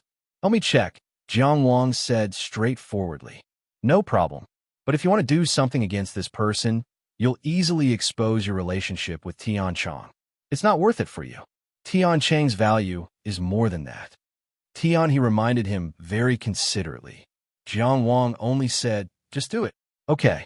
Tian he was like a loyal old minister who couldn't persuade the monarch, so he could only obey.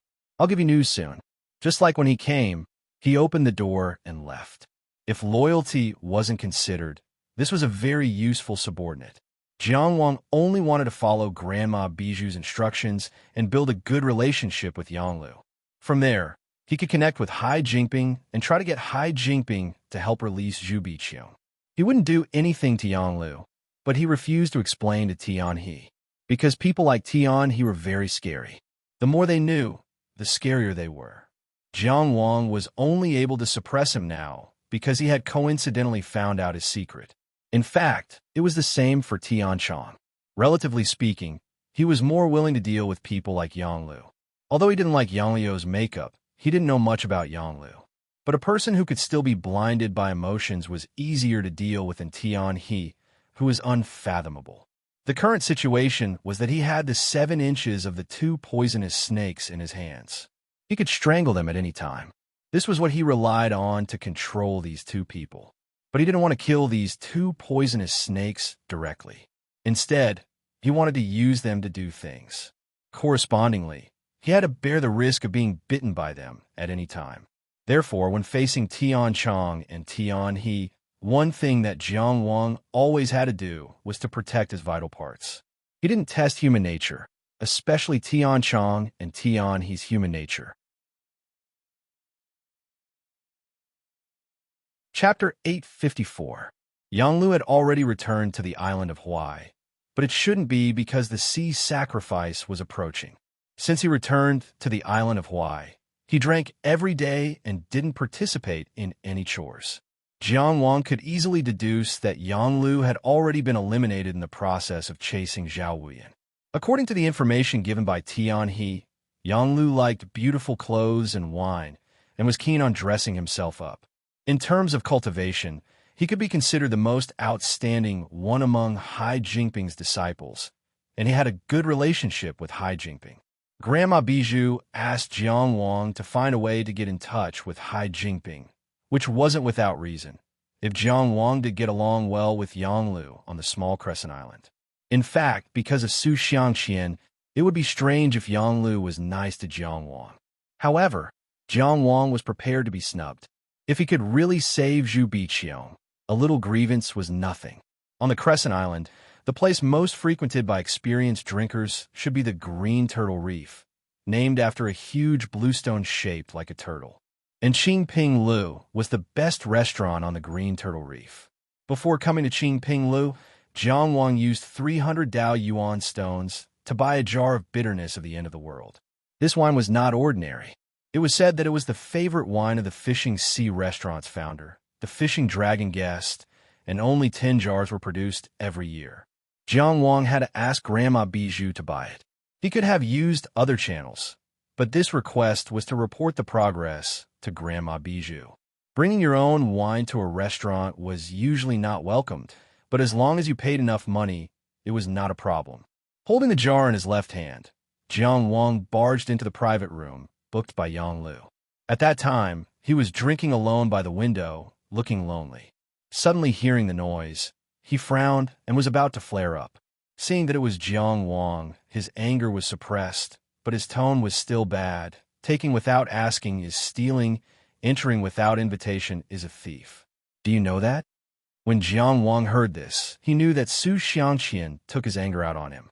Otherwise, Yang Lu wouldn't be so polite. It was obvious that he was targeting scholars. However, the friends of scholars may not be able to touch the fragrance of books, but the friends of scoundrels will inevitably be tainted by scoundrels. Not only was Jiang Wang not angry, but he even smiled. Brother Lu, don't be like this.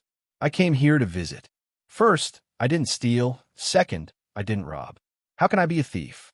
Don't forget that I even treated you to seafood in the 3-flavor manner. To think that he had the nerve to say such words. At that time, if it weren't for Yang Lu pestering him and paying for the entire venue, how would he have been able to get a seat? However, he had pestered Jiang Wang for a seat at that time. Now, he had no way to refuse Jiang Wang. With a gloomy expression, he said in a muffled voice, "My surname is Yang." "Brother Yang Lu, you've misunderstood," Jiang Wang hurriedly explained. "I called you Brother Lu on purpose to show my affection, just like how I call Su Xiangqian Brother Xiangqian. You still dare to mention Su Xiangqian?" Yang Lu slammed the table and said angrily, "You're here to humiliate me, right? Did you chase me all the way to the Isle of Wight to humiliate me? It's a misunderstanding, a misunderstanding."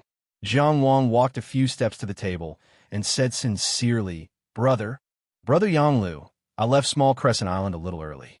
Did something happen that I don't know about?" Yang Lu probably also felt that it was ungentlemanly for him to be angry at Jiang Wang. He angrily leaned back on the chair and said stubbornly, "It's nothing." Jiang Wang took the opportunity to sit next to him. He acted like an old friend and said with concern, "Perhaps I shouldn't ask this, but sigh. How are things between you and Miss Zhao?" "Nothing much." Yang Lu looked out of the window and tried to make his voice as calm as possible. "She said that she doesn't want me to follow her anymore. She wants me to have my own life." After saying that, he even sneered, probably to show that he didn't care and didn't care at all. However, it was obvious that his eyes were filled with tears. Jiang Wang sighed softly in his heart. This young man was too shameless. Words like this were not convincing to Su Xiangqian. Su Xiangqian would only reply with disgusting words like, "My life is yours," or, "I'm not following you. I'm just following our fate." He would never admit defeat and leave like Yonglu, feeling dejected and depressed alone. "Sigh, that's a pity." Jiang Wang looked sincere. "To be honest, I think you and Miss Zhao are very compatible." Compared to Su Xiangqian, Yang Lu asked in a muffled voice. "How can Su Xiangqian be compared to you?" Jiang Wang said firmly. He almost swore to the heavens. "You're much stronger." "Really?" Yang Lu turned around and stared at him. "How am I strong?" Jiang Wang didn't expect him to be so honest. He was stunned for a moment before saying, "You have more hair than him." Yang Lu was obviously even more disappointed. He sighed and was no longer in the mood to deal with Jiang Wang. "If you're here to mock me, you don't have to. Su Xiangqian and I did have some conflicts before, but it was all for the sake of the person in my heart. Now that Su Xiangqian has won, why do you still have to do this?" It seemed that he was really heartbroken this time. He didn't have any competitive spirit left. Zhao Weyan wasn't a stunning woman at first glance, but she was like the spring wind and rain that moistened everything silently. Putting everything else aside, Yang Lu and Su Xiangqian were both considered talents, but they were all infatuated with her. Actually, it's not necessarily true that Su Xiangqian won. Miss Zhao isn't a person who's easily tempted. She has a very clear goal and knows what she wants. I don't think she'll stop for anyone. While Zhao Wuyan was silently observing Jiang Wang, how could Jiang Wang not carefully observe this woman who made Su Xiangqian obsessed? What he said this time was actually the truth. Right now, Su Xiangqian is at the very most not hated. Jiang Wang's analysis didn't matter if it was right or wrong. At least he seemed very mature and insightful. However, Yang Lu obviously wasn't comforted. Instead, his face wrinkled. "So, I'm already hated, right?" There was even a hint of sobbing in his voice. If he cried on the spot, that would be too scary.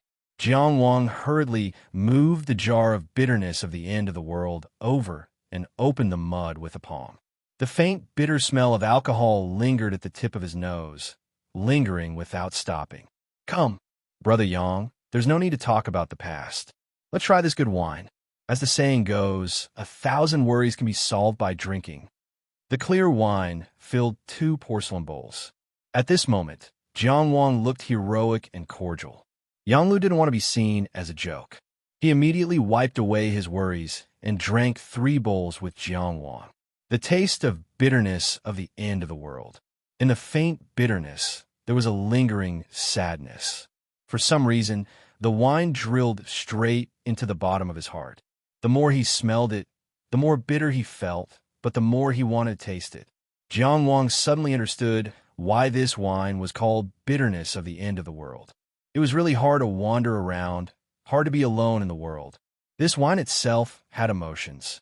He digested the faint emotions that suddenly rose in his heart and deliberated on how to speak. He changed the topic to hijinping. But at the side, Yang Lu suddenly burst into tears. It wasn't easy for cultivators to get drunk, but he had been wholeheartedly seeking to get drunk these past few days. This bitterness of the end of the world was indeed extraordinary.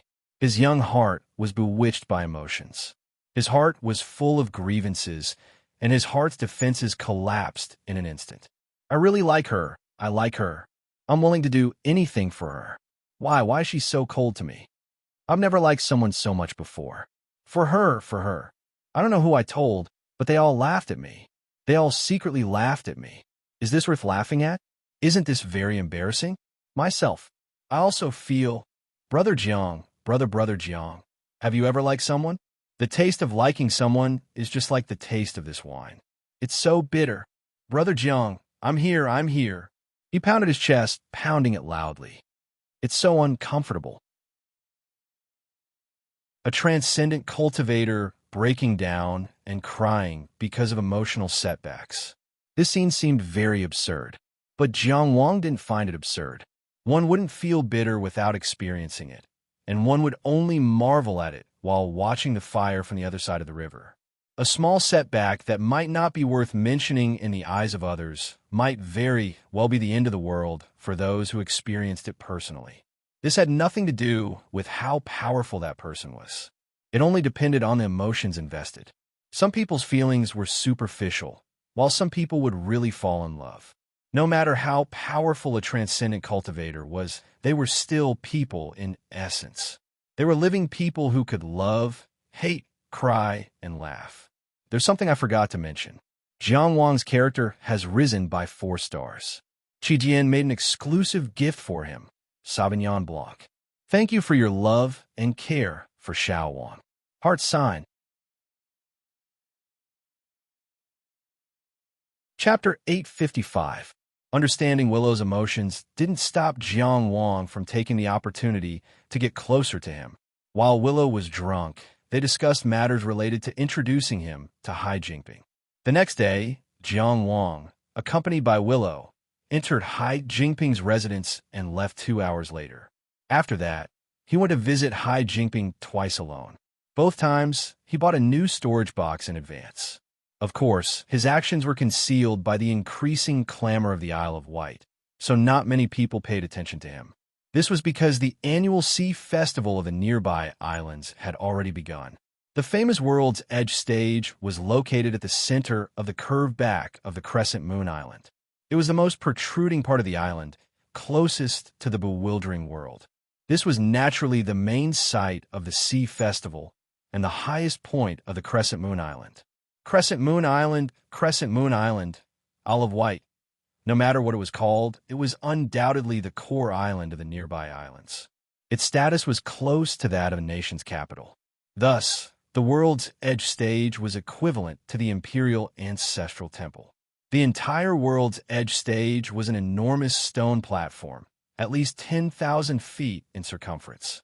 The side of the island facing the sea was a gentle slope, and the other side facing the sea was a cliff. Its overall shape was like a surging wave that suddenly froze when it reached this point. It was like a giant frozen wave. The sea had once surged towards the World's Edge stage, and the human tide had once surged towards the sea. The sea of people had never retreated. Some people said that the World's Edge stage was like a hand that was raised high, and the arm was the cliff of the Isle of Wight that faced the sea. It lifted the transcendent cultivators of the nearby islands, giving them strength and courage. But no matter what, the World's Edge stage was an irreplaceable holy land in the hearts of the people of the Isle of Wight. It was a place of honor and greatness. Even though the cultivators of Mog Valley were terrifyingly powerful, and even though Qi was powerful, the main site of the Sea Festival could only be the World's Edge stage. It could even be said that only the Sea Festival held at the World's Edge stage was recognized as a true Sea Festival.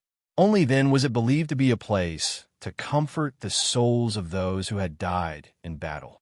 Although all kinds of activities were already taking place during the day, the true Sea Festival only officially began at night. Jiang Wang asked Yang Lu for a spot. After drinking and pouring their hearts out, their relationship was quite good now. They could be considered ordinary friends. As a true disciple of the Fishing Ocean Tower, it was naturally easy for him to arrange a seat for Jiang Wang on the World's Edge stage. Of course, it wouldn't be a good location either. Because today, almost all the famous forces in the offshore islands would send people to the Tianya stage to participate in the ceremony. Of course, he didn't force him to do it. After all, if he really had something important to do, he couldn't afford to delay it for the sake of the sea sacrificial ceremony. However, for many people, being able to step onto the Tianya stage on the 4th of April was an honor in itself, so most people wouldn't miss this opportunity. At this moment, it was not an exaggeration to say that the Tianya stage was overcrowded. The result of Jiang Wang's deliberate attempt to keep a low profile was that he could only blend in with the crowd and look at each other in dismay with a bunch of elders of small sects whom he didn't know. This little brother looks unfamiliar. May I know which island you live on? Oh, I have traveled the world and never stopped at any place. Jiang Wang casually exchanged greetings with others while silently observing the situation on the World's Edge stage. At this time, The four elders of the Fishing Ocean Tower who were in charge of the actual practice of the Sea Festival had all appeared on the World's Edge stage. With Hai Jingping as the leader, they led a group of elite disciples to receive guests from all over the place. Yang Lu was naturally among them. However, the nominal host of the Sea Festival Hall, the first elder of the Fishing Ocean Tower, spiritual master Cheng Guang, had yet to appear. It seemed that such a big shot would only appear after everything was settled. On the other hand, Jiang Wang also saw some friends and acquaintances. For example, Li Fengyao, who represented the Ice Phoenix Island, was sitting in the VIP seat. Her beautiful face attracted countless gazes, but her cold temperament made people not dare to look at her too much. Li Longchuan was naturally with them. From time to time, he would lean over and say a few words to Li Fengyao. However, he didn't see Su Xianqian. Jiang Wang looked around and found Zhao Wuyin and Ji Shu in a relatively lower position. Su Xianqian was also squeezed next to them. Yin Fu, who was next to him, was obviously forced to accompany him. He didn't know if Yang Lu, who was welcoming guests, would cry on the spot if they met. Although Su Xianqian didn't seem to have much of a chance, he was still better than Yang Lu, who had been eliminated. Zhao Wuyin's position was slightly lower. It didn't mean that the Dragon Gate Academy, one of the 4 great academies in the world, was inferior to the Stone Gate Li family. It was because the Dragon Gate Academy's influence on the sea was very weak. There wasn't a single academy on the island. The offshore islands were only ranked on the sea. Otherwise, the host of the Sea Festival would be Qi's ceremonial officer. Jiang Wang actually knew that his friends had come to the Isle of Wight, but he didn't contact them. Just like at this moment, he was only hiding in the crowd and didn't reveal himself.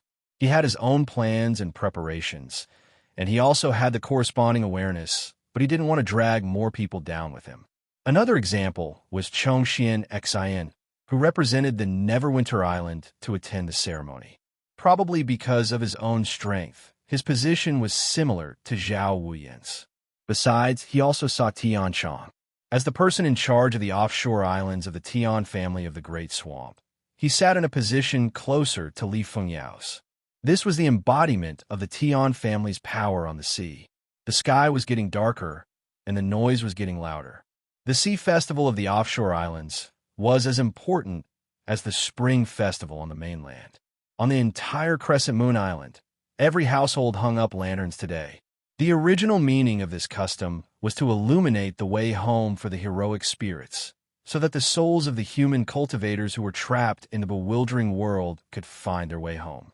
After a long time, it was passed down. In the mouth of the people of the sea, it became to guide the souls of the dead who were lost at sea home.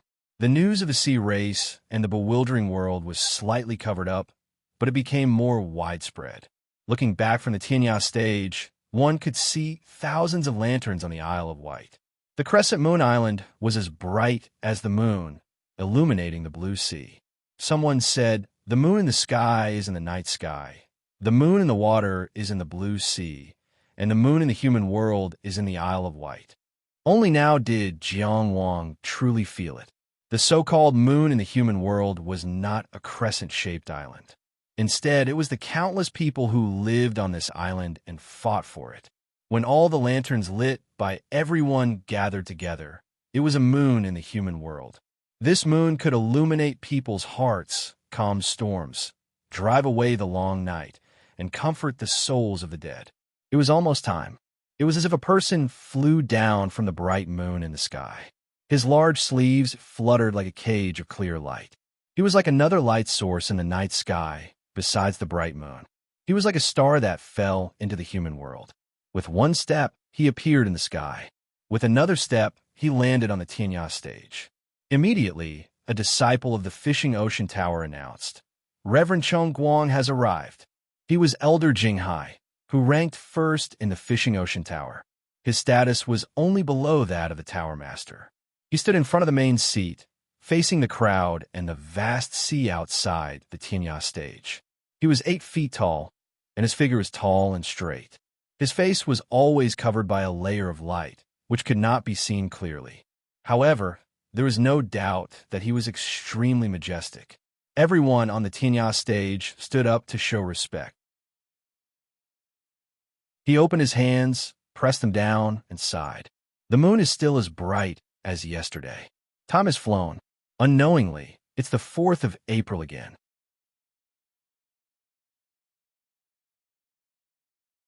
Chapter 856.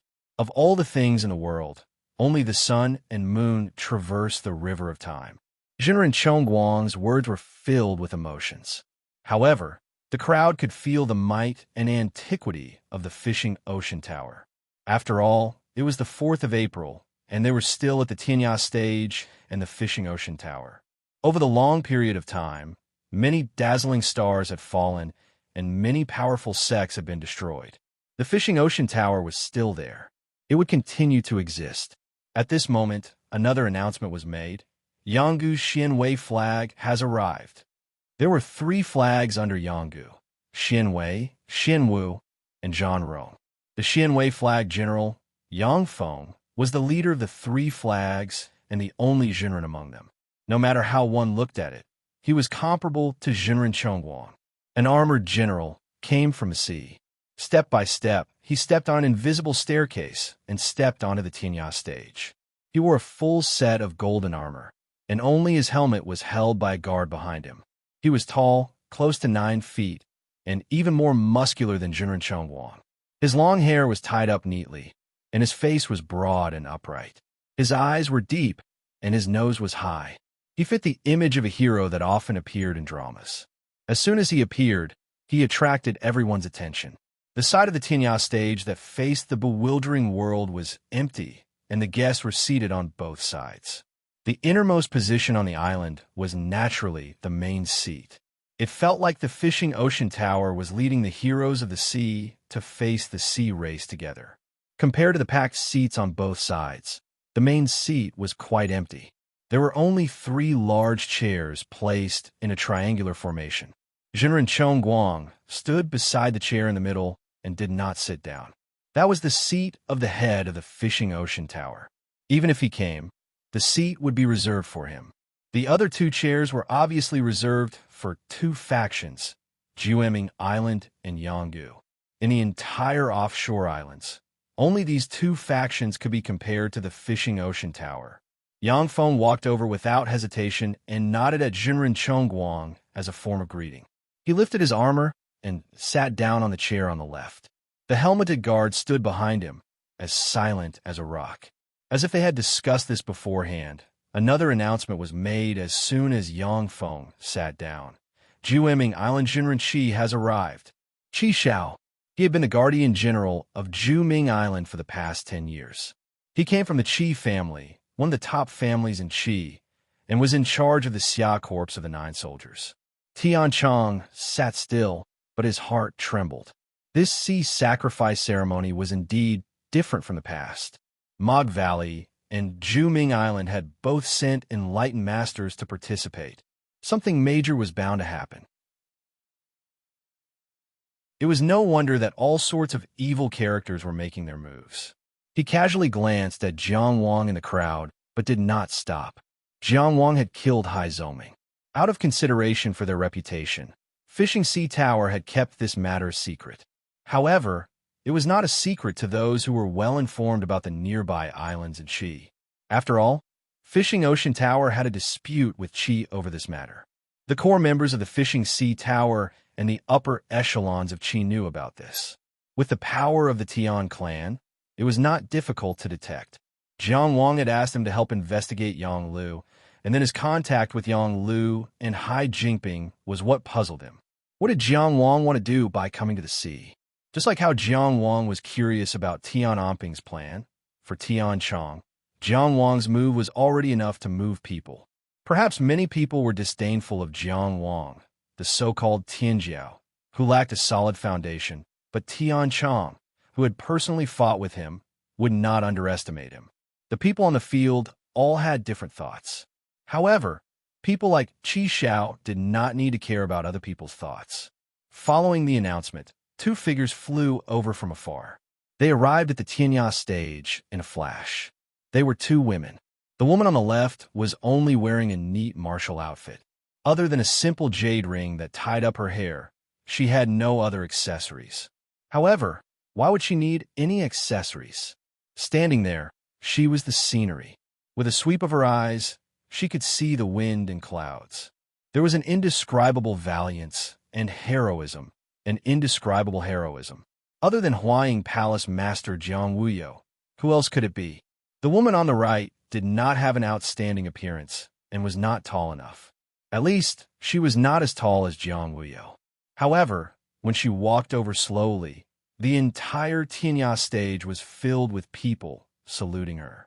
Greetings, Jinren. The commander of the Xia Corpse Army was expressionless. She walked slowly to the main seat and even ignored Yang Feng, who was greeting her. She minded her own business and sat down on the chair to the right of Jinren Chongwang. Her aura was like that of a general, overlooking 1,000 soldiers. Chi Xiao did not like to smile. Once she smiled, she would kill. However, Jiang Wuyo followed Chi Xiao to the main seat. Unlike Yang Feng's guards, he did not stand behind the general. Instead, he turned to look at Jinren Chongwang. Is there no seat for me on the Tianya stage? Her voice was not loud, but it was clear. When she first appeared, she only announced Qi Zhao's identity. Many people thought she was only Qi Zhao's guard or disciple. However, they did not expect her to announce her identity and ask for a seat. At this moment, there were 3 Jinren in the main seat. Jiang Wuyo was asking for a seat. With her cultivation, it was far from enough. However, with her identity, it was more than enough. It all depended on how the fishing ocean tower weighed the pros and cons. You don't have to do this. Jinren Chongwang smiled. He stretched out his hand and grabbed the air. Out of nowhere, he grabbed an identical luxurious chair and placed it beside Qi Zhao's seat. Please. Even a noble like the Huaying Palace Master would find it difficult to accept the politeness of a present-age enlightened master. Jiang Wuyo immediately returned the greeting. Thank you, Jinren.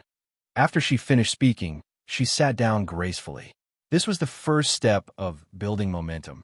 When she said she would use all her strength to help Jiang Wang, she really meant it.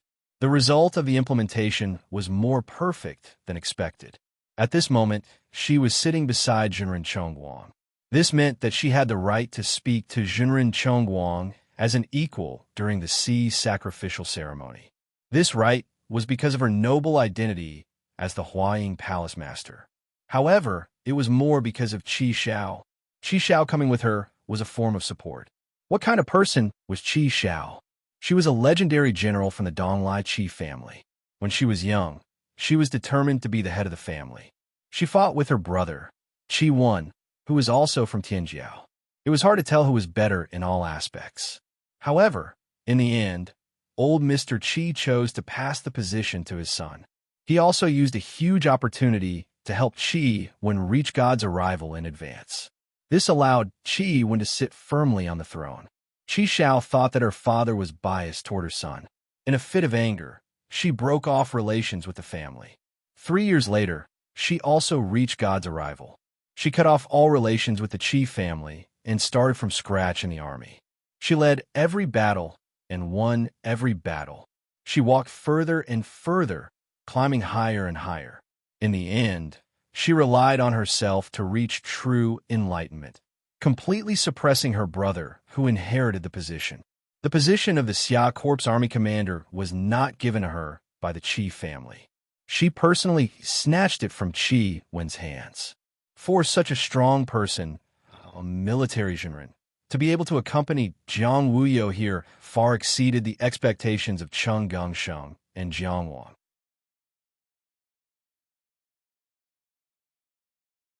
Chapter 857. Things seemed to have become easier, as long as Qi Xiao was willing. How hard would it be to protect Zhu Biqiang? The excitement in his heart only lasted for an instant before it was extinguished by Jiang Wang. If things were so easy, Jiang Wuyo wouldn't have kept his secret. Just think about it. Qi Xiao was a Jinren of the present age, the general guarding Juming Island. Why would he personally go to the Tianya stage and challenge the rules of the sea sacrifice for a disciple of the fishing house whose cultivation was crippled? Jiang Wang didn't have that kind of face. Even Jiang Wuyo was far from it. Jiang Wuyo didn't mention it first.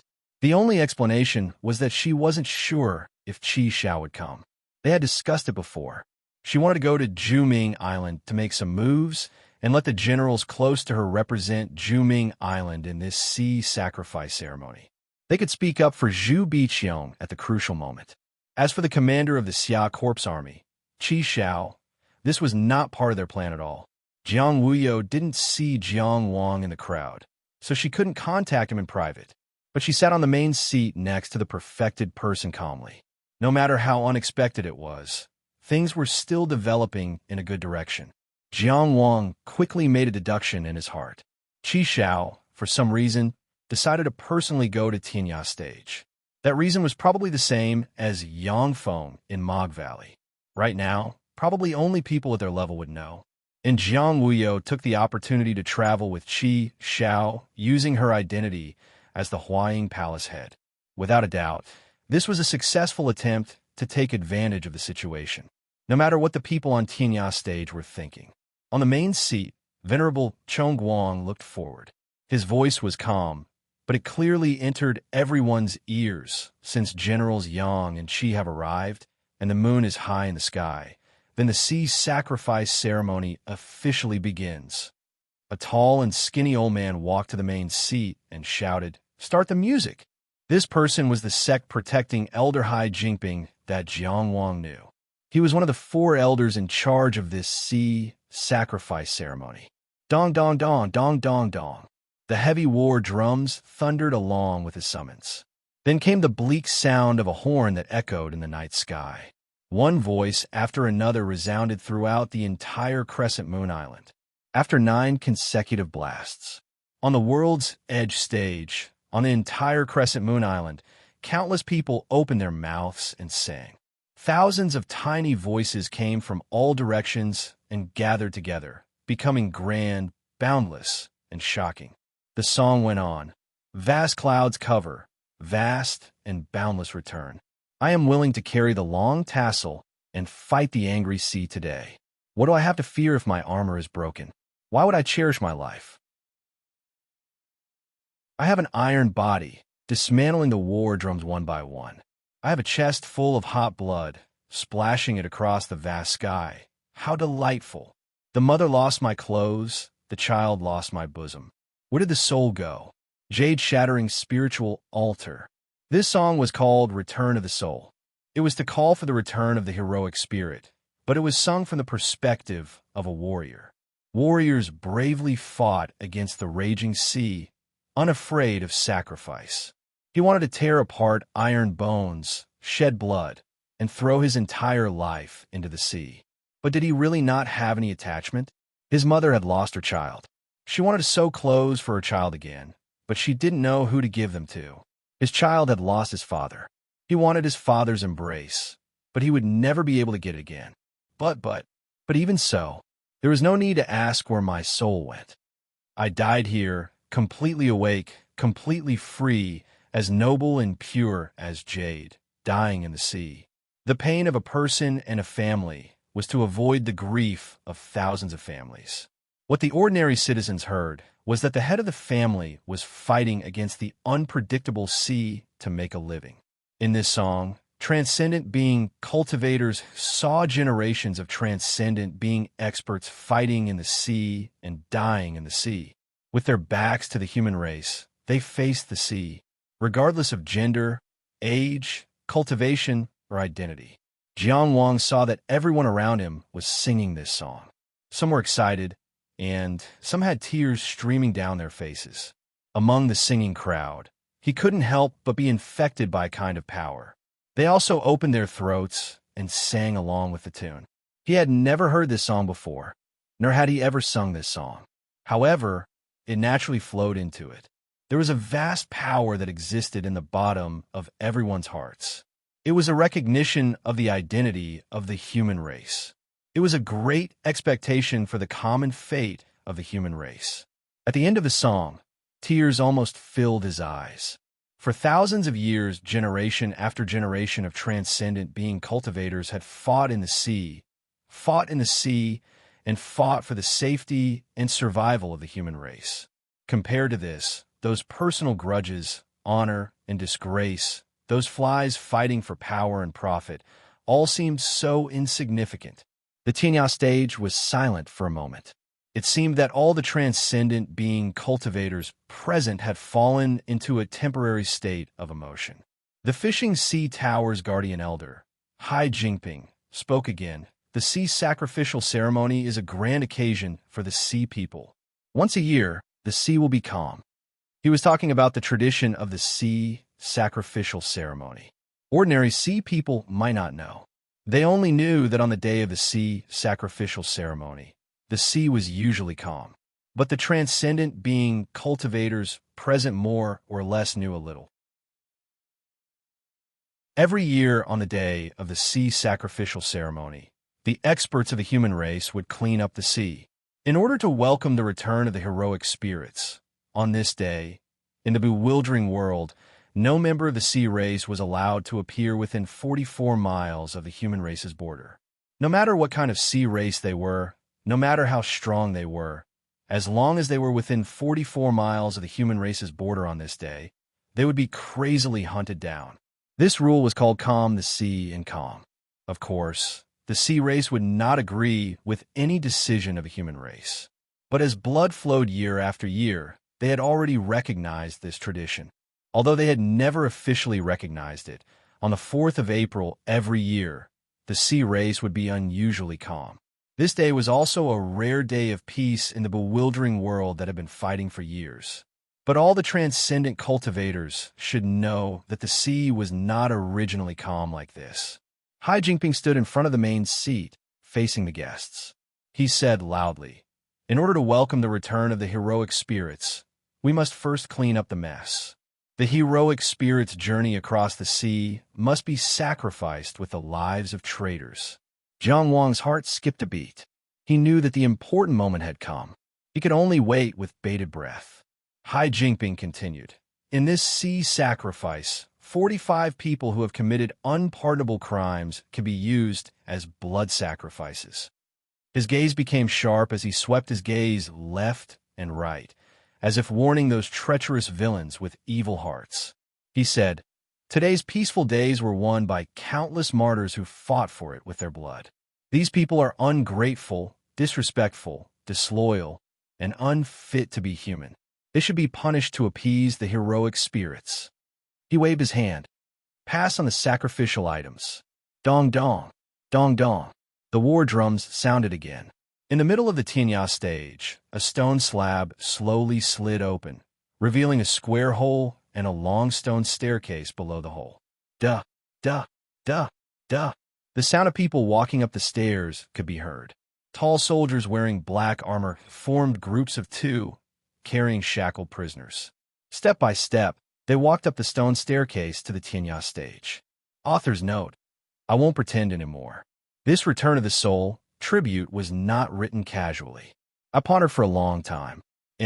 Also, I believe that everyone has noticed that I spent a lot of money to hire someone to design a new cover. Do you like it?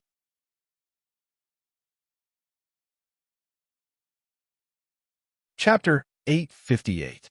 Was the sea prison directly connected to the Tianya stage? Or were these prisoners, who were called sacrificial objects, transferred to the Tianya stage the day before the sea ritual? Jiang Wang didn't know the answer, but the scene in front of him told him that it was impossible to save people on the way. Fortunately, he didn't make such a plan. The name of the prisoner is Zhen Yu, a direct disciple of the 100 Treasures Pavilion, colluding with the sea race, secretly transferring supplies, and selling the clan for glory. This is unforgivable and should be killed. A prisoner, who didn't look like a human, was carried onto the Tianya stage by 2 black-armored soldiers. His whole body slid down like mud. The name of the prisoner is One by One. The prisoners were escorted onto the Tianya stage. As a guardian elder, Hai Jingping personally read out the crimes, which showed how important it was.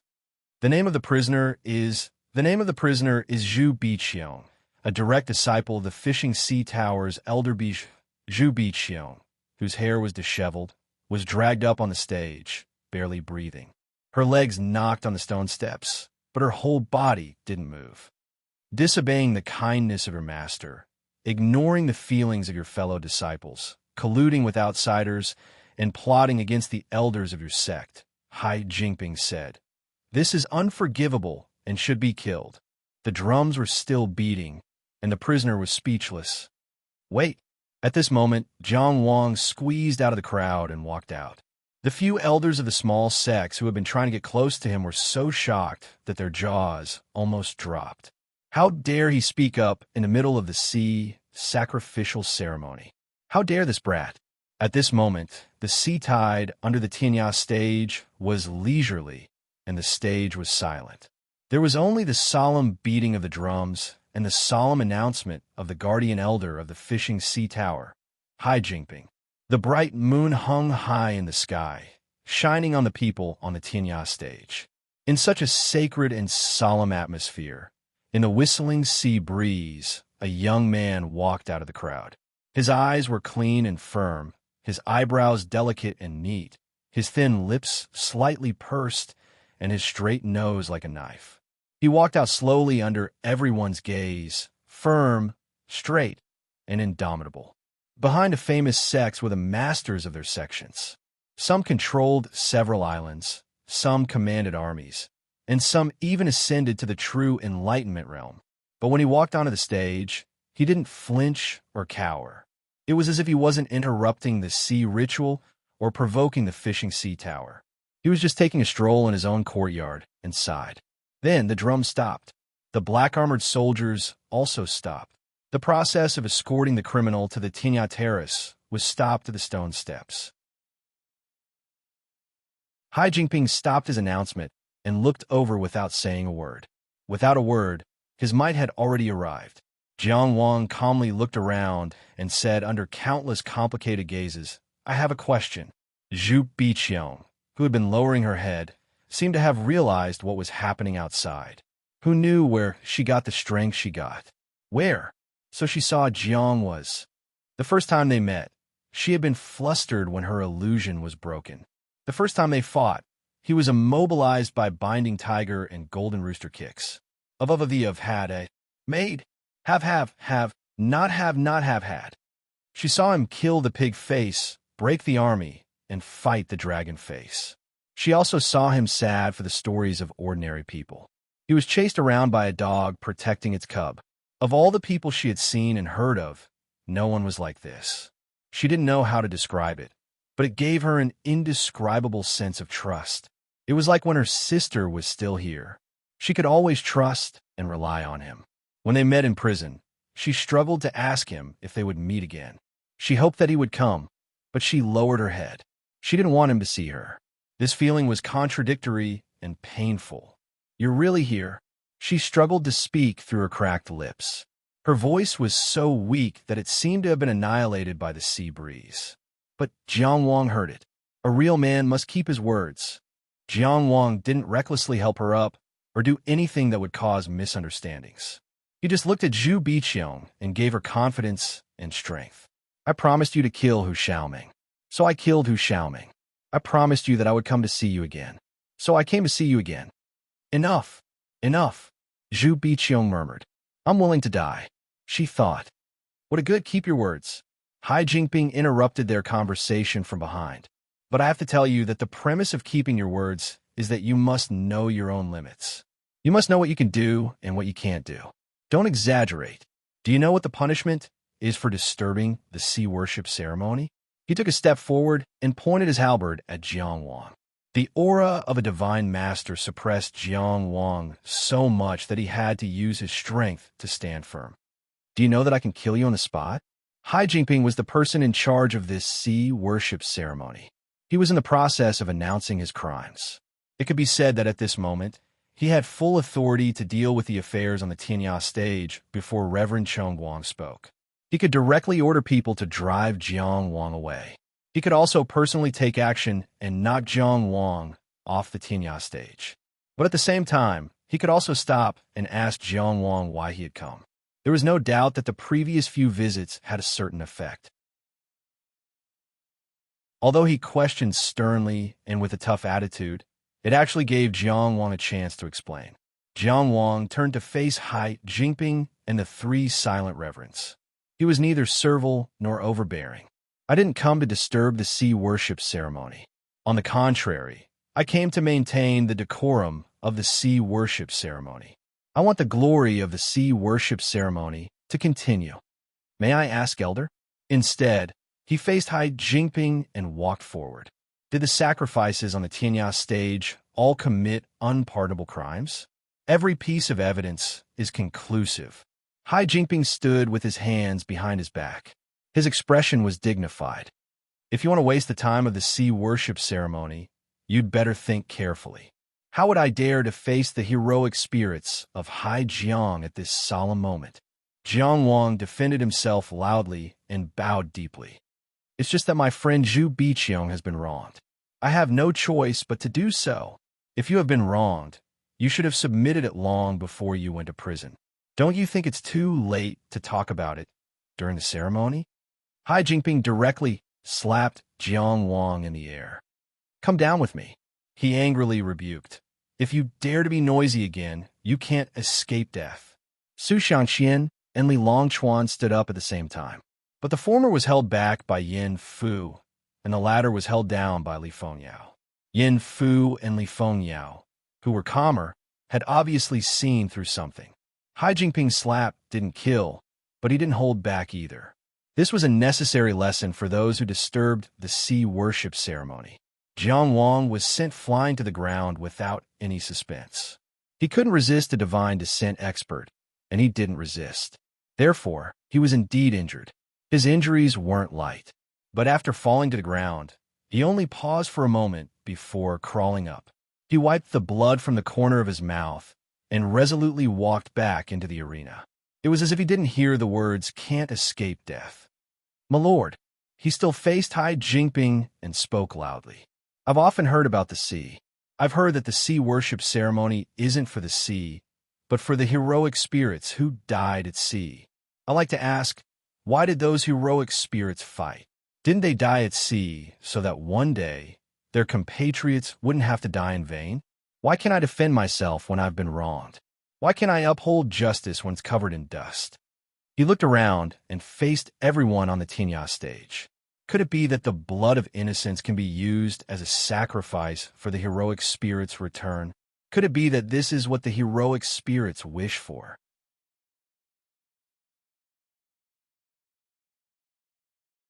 Chapter 859.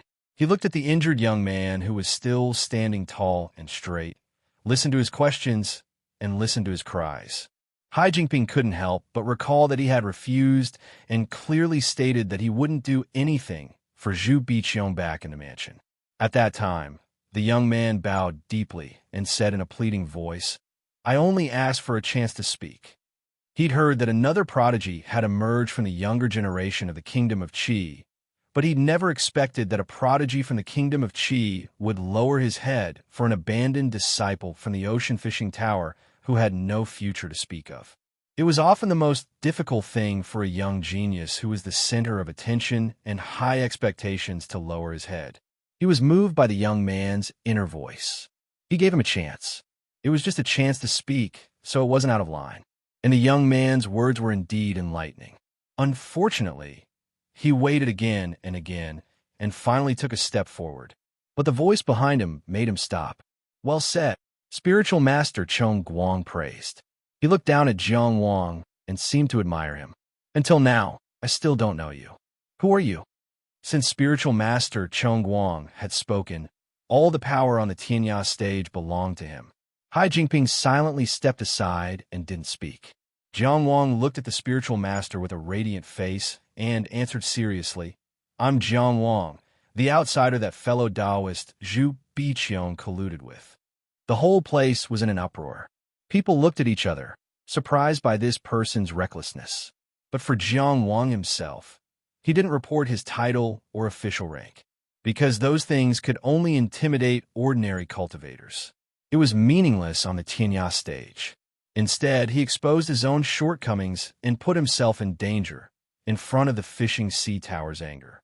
He seemed to be trapped in a dead end, but in fact, he was retreating in order to advance.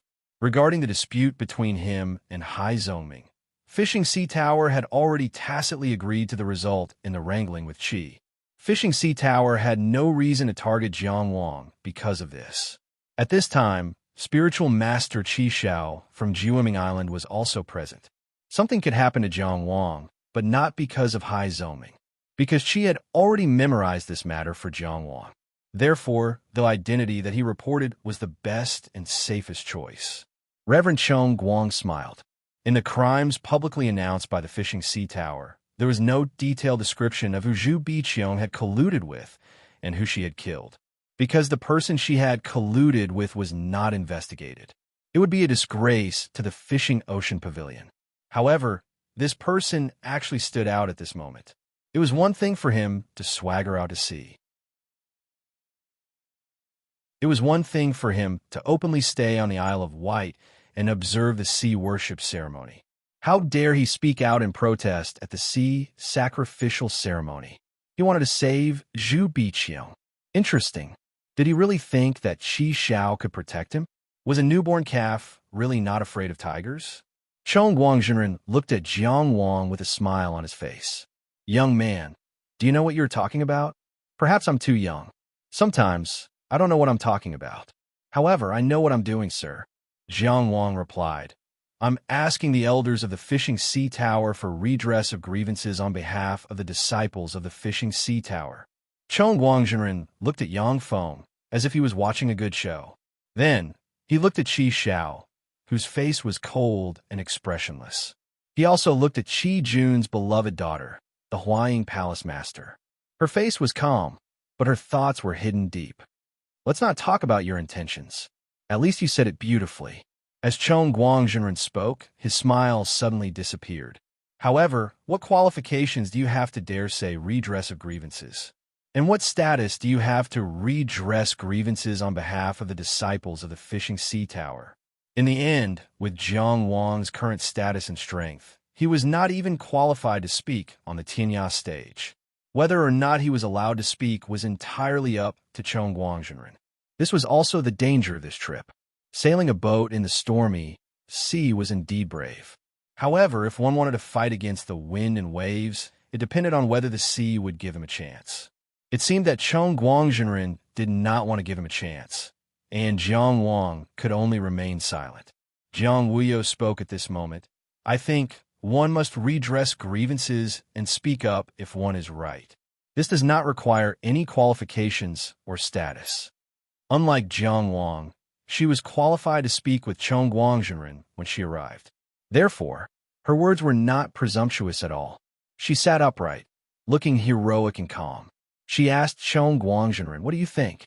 Chong Guangzhenren turned around and looked at Jiang Wuyo with some surprise.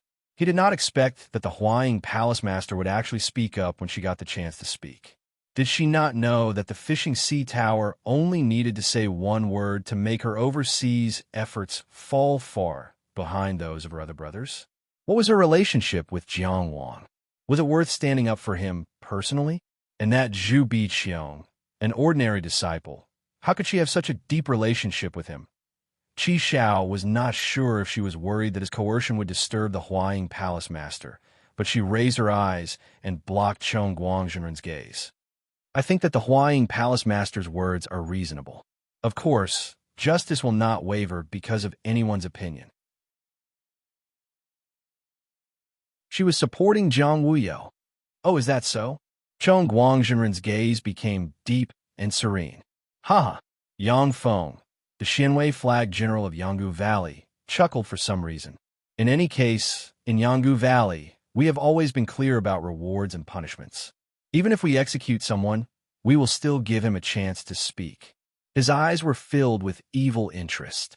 He did not look at Chong Guangzhenren's expression. He only looked at the dying and pitiful prisoner in front of him and said meaningfully, "However, the Fishing Sea Tower is their own business. It is not my place to comment." At that moment, the two perfected masters present spoke up at the same time, allowing Jiang Wang to speak. Jiang Wuyo would definitely speak up, but it was uncertain whether Qi Xiao would speak up. Yang Feng, on the other hand, was pleasantly surprised. Of course, he did not really care about whether Zhu Biqiong was wronged or not. Perhaps his purpose was to watch the show in the fishing sea tower. Seeing that the situation on Jiang Wang's side was very good, Cheng Guangzhenren was about to speak. Suddenly, another voice sounded from afar. "I have something to report." A white-haired old woman suddenly flew to the Tianya stage. Holding a dragon-headed walking stick, she bowed to Cheng Guangzhenren. Cheng Guangzhenren stretched out his hand to support her. "Rise." It was unknown whether it was intentional or not, but she interrupted the momentum of the two perfected masters. Indeed, before the first wave subsided, another wave arose. The first elder of the fishing sea tower took the opportunity to break away from Jiang Wuyo's question. He looked at the white-haired old woman and asked, "Bijou, why did you come here in such a hurry?" The person who came was Zhu Biqiong's master, Granny Bijou. Although Cheng Guangzhenren looked much younger than Granny Bijou, it was only because he had reached the divine arrival realm very early that his physical body did not deteriorate. His real age was far above Granny Bijou's. Jiang Wang cupped his hands in greeting and followed with a concerned voice, "Granny." Granny Bijou did not even look at him, as if she was just a passerby. She only said to Cheng Guangzhenren, "I am suing the guardian elder, Hai Jingping, for improper conduct and improper intentions." He presided over the sea sacrifice, but ignored the sacred meaning of the sea sacrifice. He privately accepted bribes and colluded with the outside world in a futile attempt to wash away his sins. Moreover, he used his authority to give the treacherous villains a chance to mislead the public. It was earth-shattering.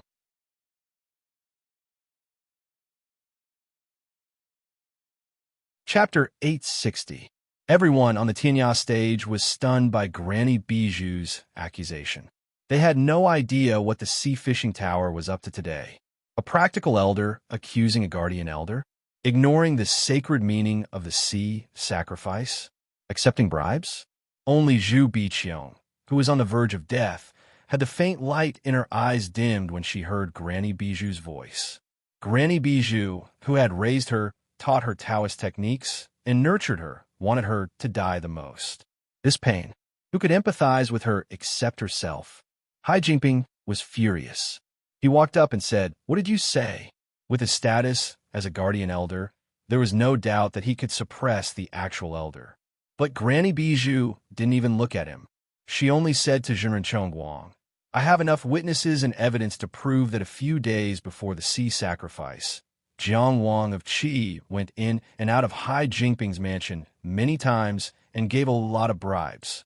Every time before going to Hai Jingping's mansion, Jiang Wang would buy a new storage box from Baibao Pavilion with all kinds of treasures. Why did he need so many storage boxes? Why did he buy so many precious materials that he didn't need?" She took out an account book from her arms. "It's clearly recorded here. Everything can be proven." Baibao Pavilion's account book wasn't easy to get. In particular, recording the transactions of valuable items was the secret of every chamber of commerce. No one knew how much effort and price Granny Bijou had spent.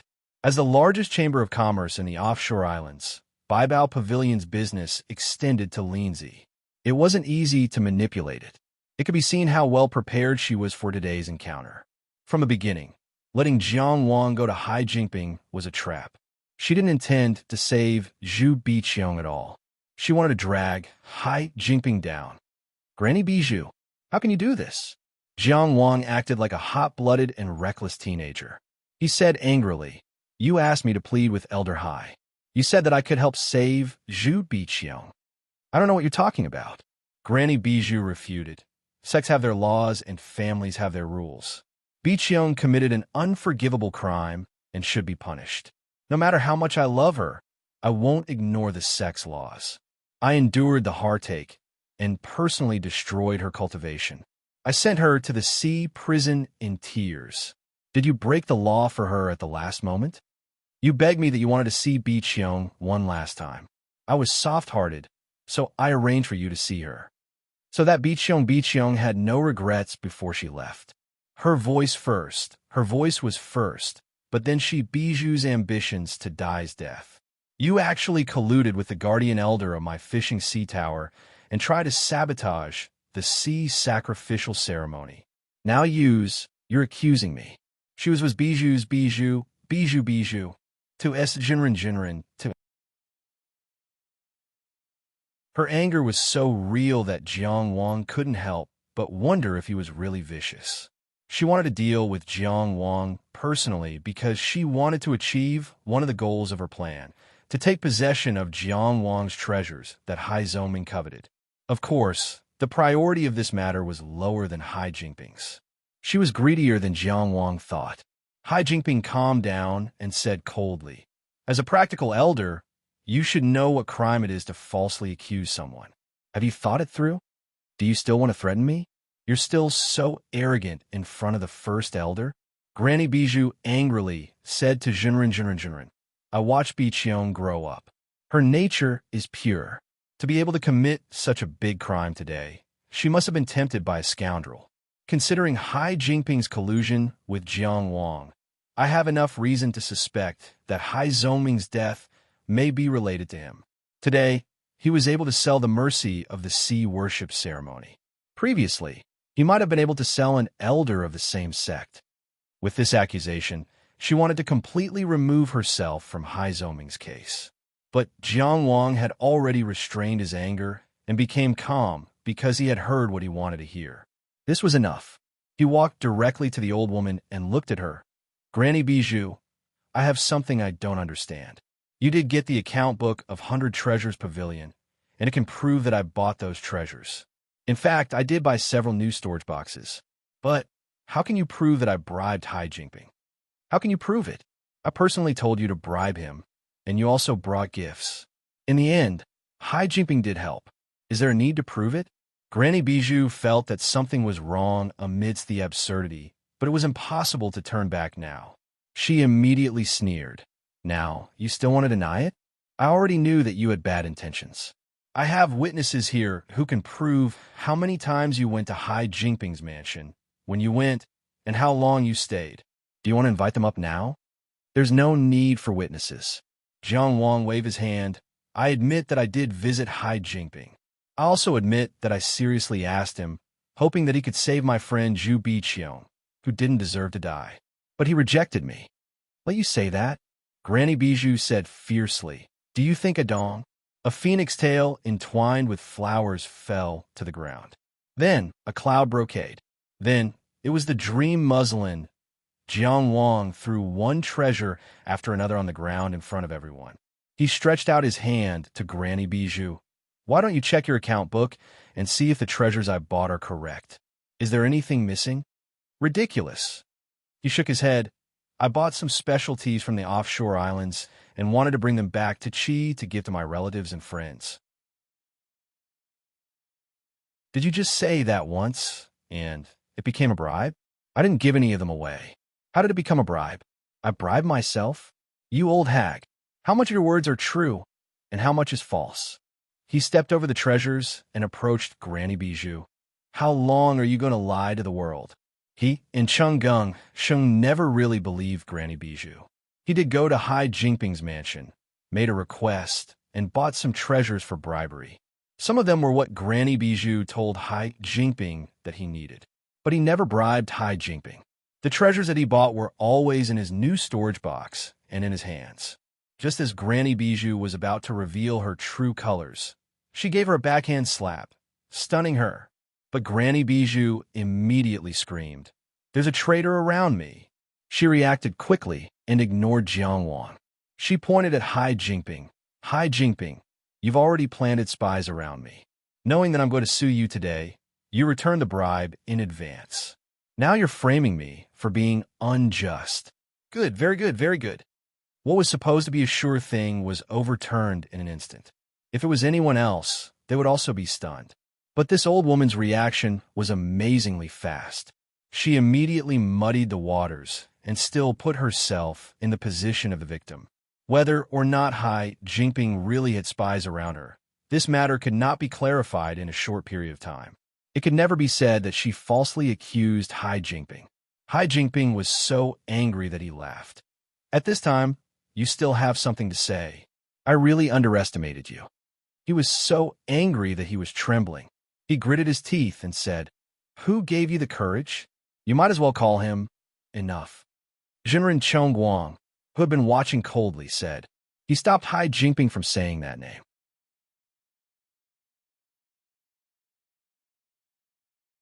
Chapter 861. Hai Jingping was furious. He almost wanted to tear apart the people behind Granny Bijou.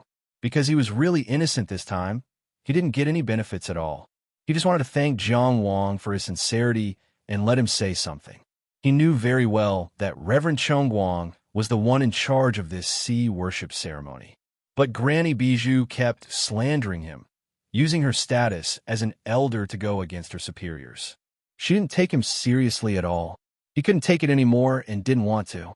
But Reverend Chongguang stopped him, so he couldn't say anything. After all, for someone like him, the overall situation of Fishing Ocean Tower was more important than his personal honor. As for Reverend Chongguang, Bijou, who was complaining, was part of 4th Elder Gu Huaixin's faction. The dead Hai Zoming was part of 2nd Elder Qin Zhen's faction. As for Hai Jingping, others might not know, but they couldn't hide it from him. He and 3rd Elder Su Xiangwan already had a tacit understanding on many things. In short, these people all had their own backgrounds, and none of them belonged to his faction. He didn't want to care about the power struggle behind these people, and he didn't need to. No matter how big Fishing Ocean Tower was, its resources weren't endless. Competition was inevitable. There were so many peak outer towers. When the opportunity to become a god appeared, who would go? Who couldn't go? These all needed to be fought for.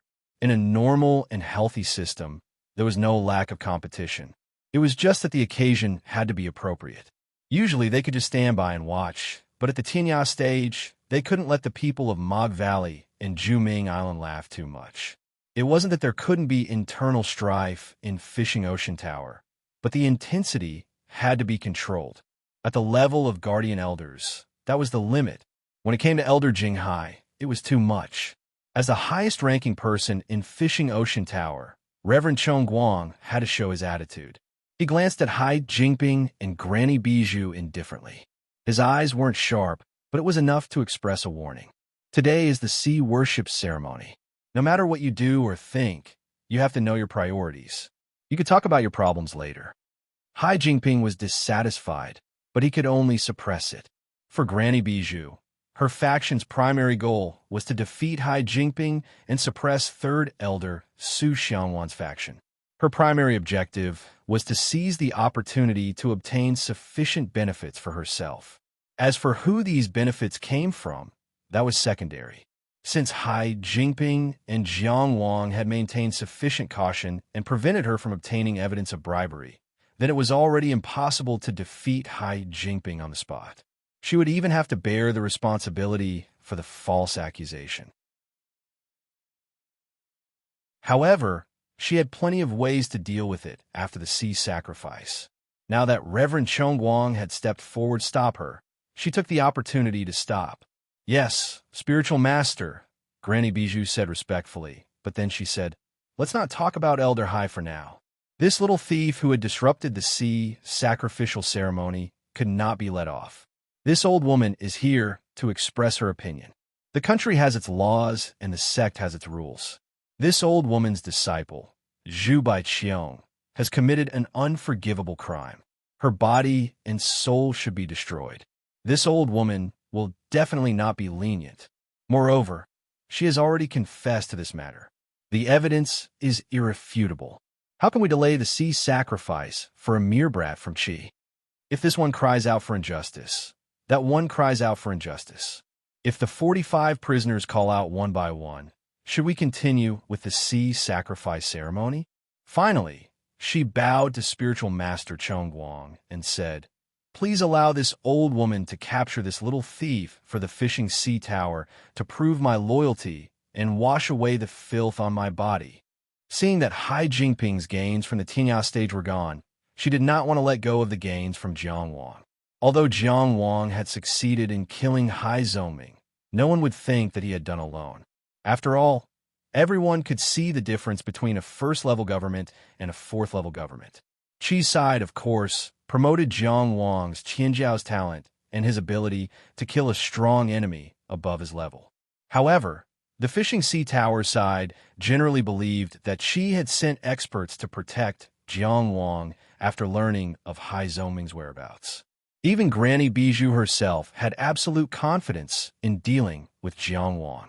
She regarded taking down Jiang Wang as a piece of cake, so she repeatedly requested to do it herself. She was afraid that others would share some of the benefits from Jiang Wang. No matter how much people praised him as a Qianjiao, without enough time to grow, he could only be toyed with like a toy. He could only crawl on the ground and wait for the verdict. Spiritual Master Chong Guang did not express his opinion. He only looked at Jiang Wang and said, "Jiang Wang, you are Jiang Wang, right? Today's already enough of a ruckus, making this lord's heart and mind in turmoil. If you leave now, I will not pursue your crime of disturbing the sea sacrifice ceremony." Granny Bijou spoke vehemently, but he did not care. Perhaps he wanted to warn the people behind Granny Bijou, but it was more likely that he was considering Yang Feng and Qi Zhao's opinions. They had just spoken out in support of Jiang Wang. If the Fishing Sea Tower killed Jiang Wang right away, it would be a slap in the face. How would the two perfected masters feel then? No matter how strong the Fishing Sea Tower was, there was no need to humiliate the current perfected masters. If they directly shut Jiang Wang up, it would not only block the two perfected masters' mouths, but also quickly end this matter. After the sea-worshipping ceremony was over, wouldn't the Sea Fishing Tower have the final say on the offshore islands? However, Jiang Wang also understood this principle. Otherwise, why would he wait until today, when all the forces in the offshore islands gathered to reverse the verdict for Zhu Biqiu? Because before this, he did not even have a chance to speak. He wanted to find someone to pass on the message, but he did not even know where to open the door, let alone try to reverse the verdict. Even if he found irrefutable evidence, it would be difficult to make waves. After this, Zhu Biqiu would be gone. Would it matter whether he reversed the verdict or not? It was not that he insisted on choosing today, but today was indeed the only chance, the best time. Perfected Master, please understand. Jiang Wang was respectful and polite. Jiang Wang's actions today are not arrogant, nor are they disrupting the sea sacrifice ceremony. On the contrary, they are to protect the sacred meaning of the sea sacrifice ceremony.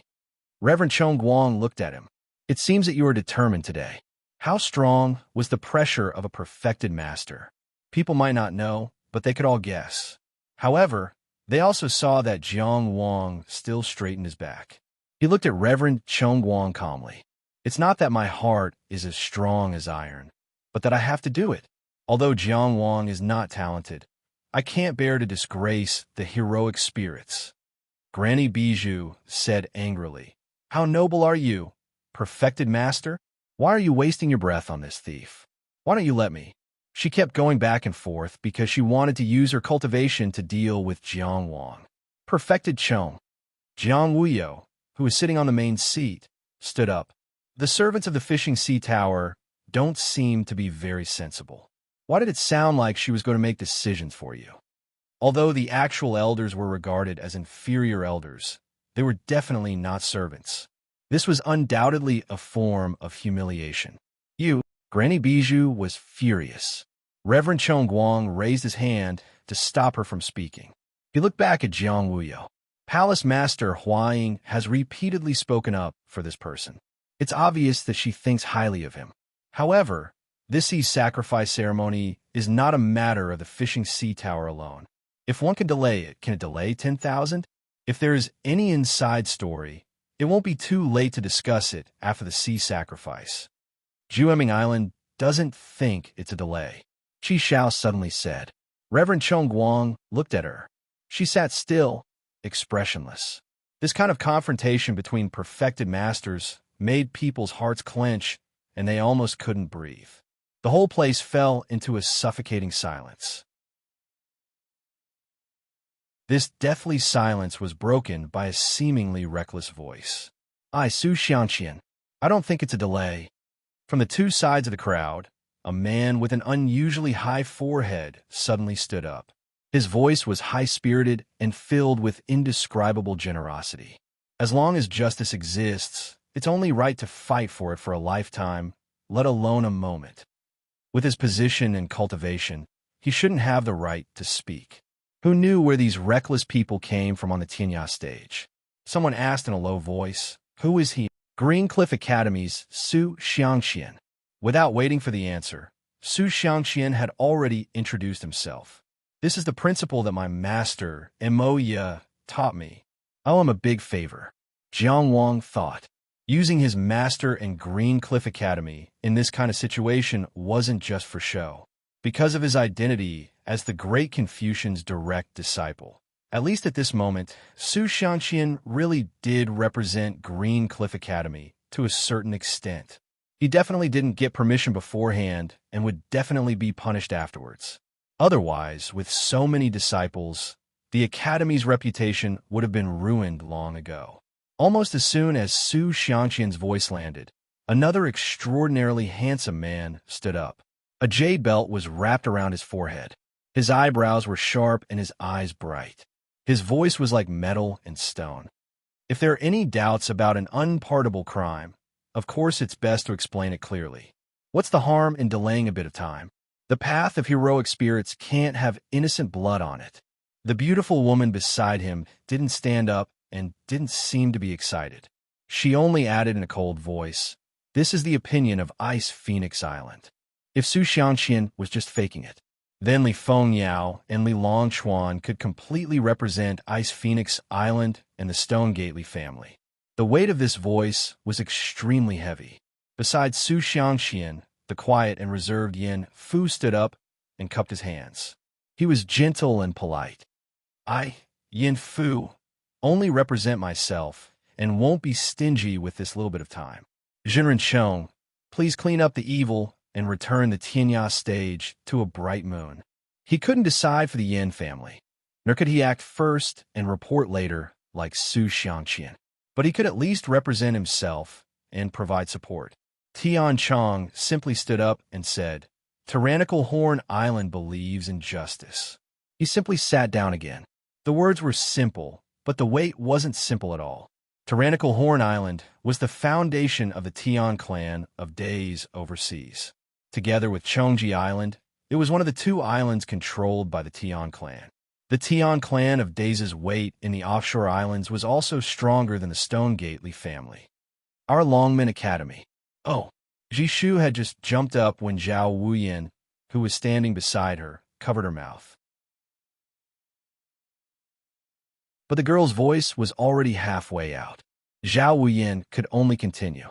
Longmen Academy's disciples, Zhao Wuyin and Jishu, believe that Fishing Sea Tower will properly handle this matter. On behalf of us, we hope for a good result. These words were somewhat impartial, but speaking at this time had already made her position clear. Su Xiangxian looked at Zhao Wuyin emotionally. If there weren't so many people at this time, he really wanted to shake hands with her. What a considerate woman. How deeply she loved him. Don't look at how she usually spoke bluntly. At the crucial moment, she still supported him without reservation. She supported his friend. In a trance, Su Xiangxian almost forgot that Jiang Qingyang, who was known as the twin prides of Horse Mountain with him, was still in the arena, asking for a chance. Chong Xian, who had already received the order, certainly wouldn't fall behind at this time. Although his strength wasn't very strong, and he didn't have much momentum, his movement was the biggest. He almost jumped up and shouted at the top of his voice. Neverwinter Island is willing to seek justice at any time. He was so excited. How many times in a lifetime could he speak on the Tinya stage? Even the sect master and immortal had to listen to him. Too domineering. He had already recognized Jiang Wang's talent. After witnessing how easily Wu Yu was captured, he was even more certain that Jiang Wang would definitely grow into a powerhouse in the future. But he didn't expect that Jiang Wang not only had amazing talent, but also had such a wide network.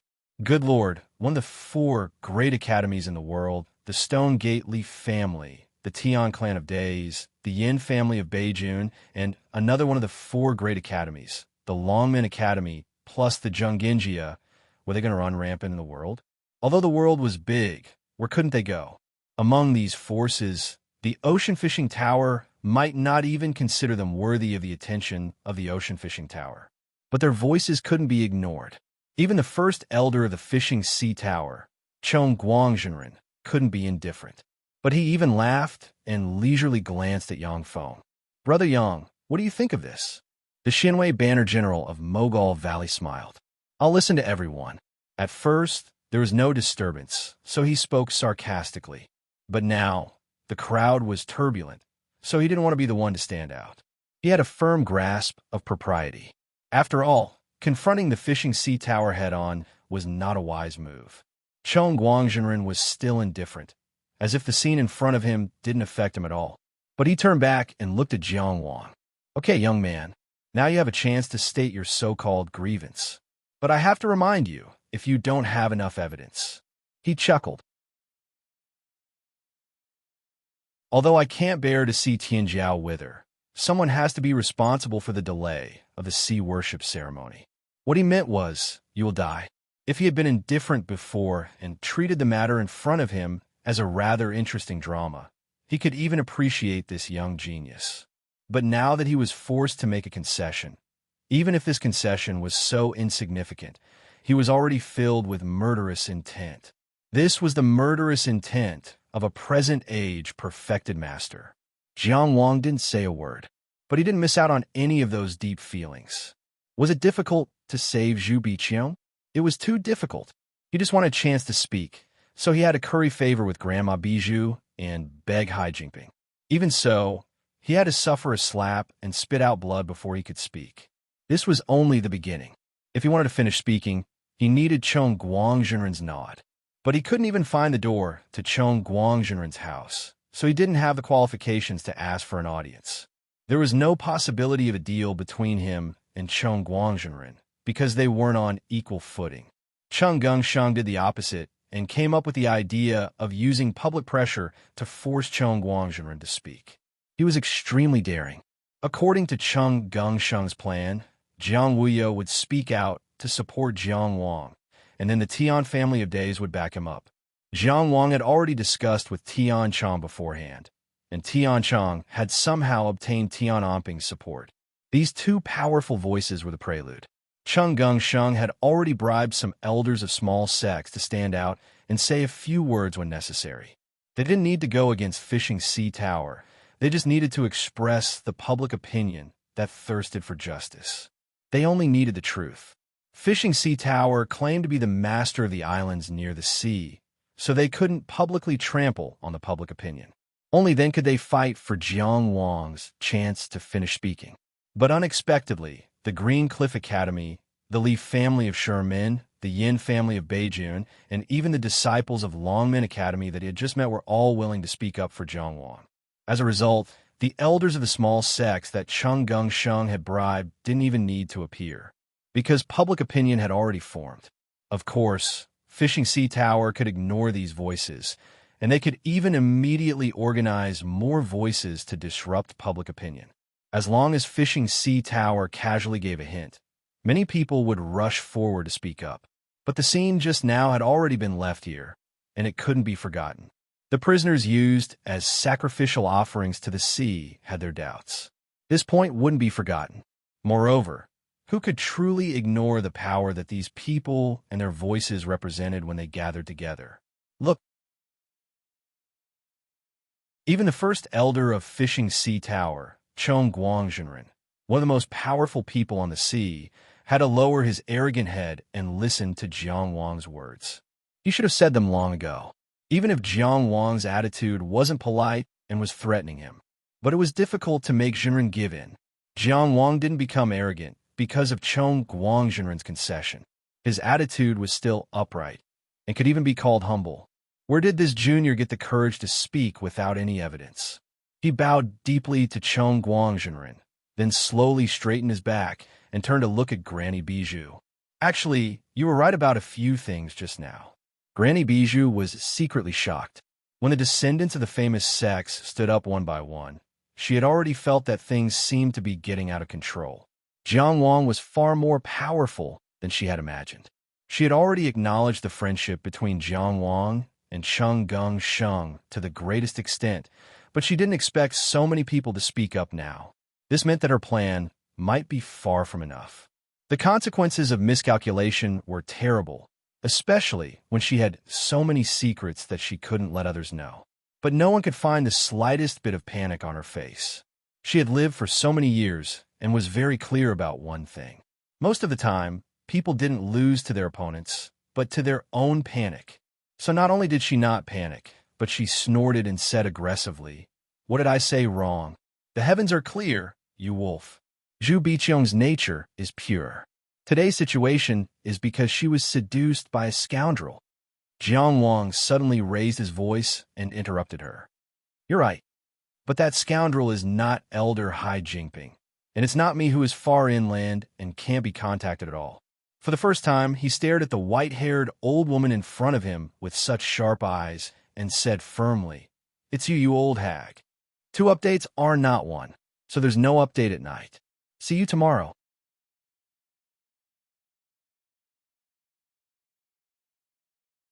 Chapter 862.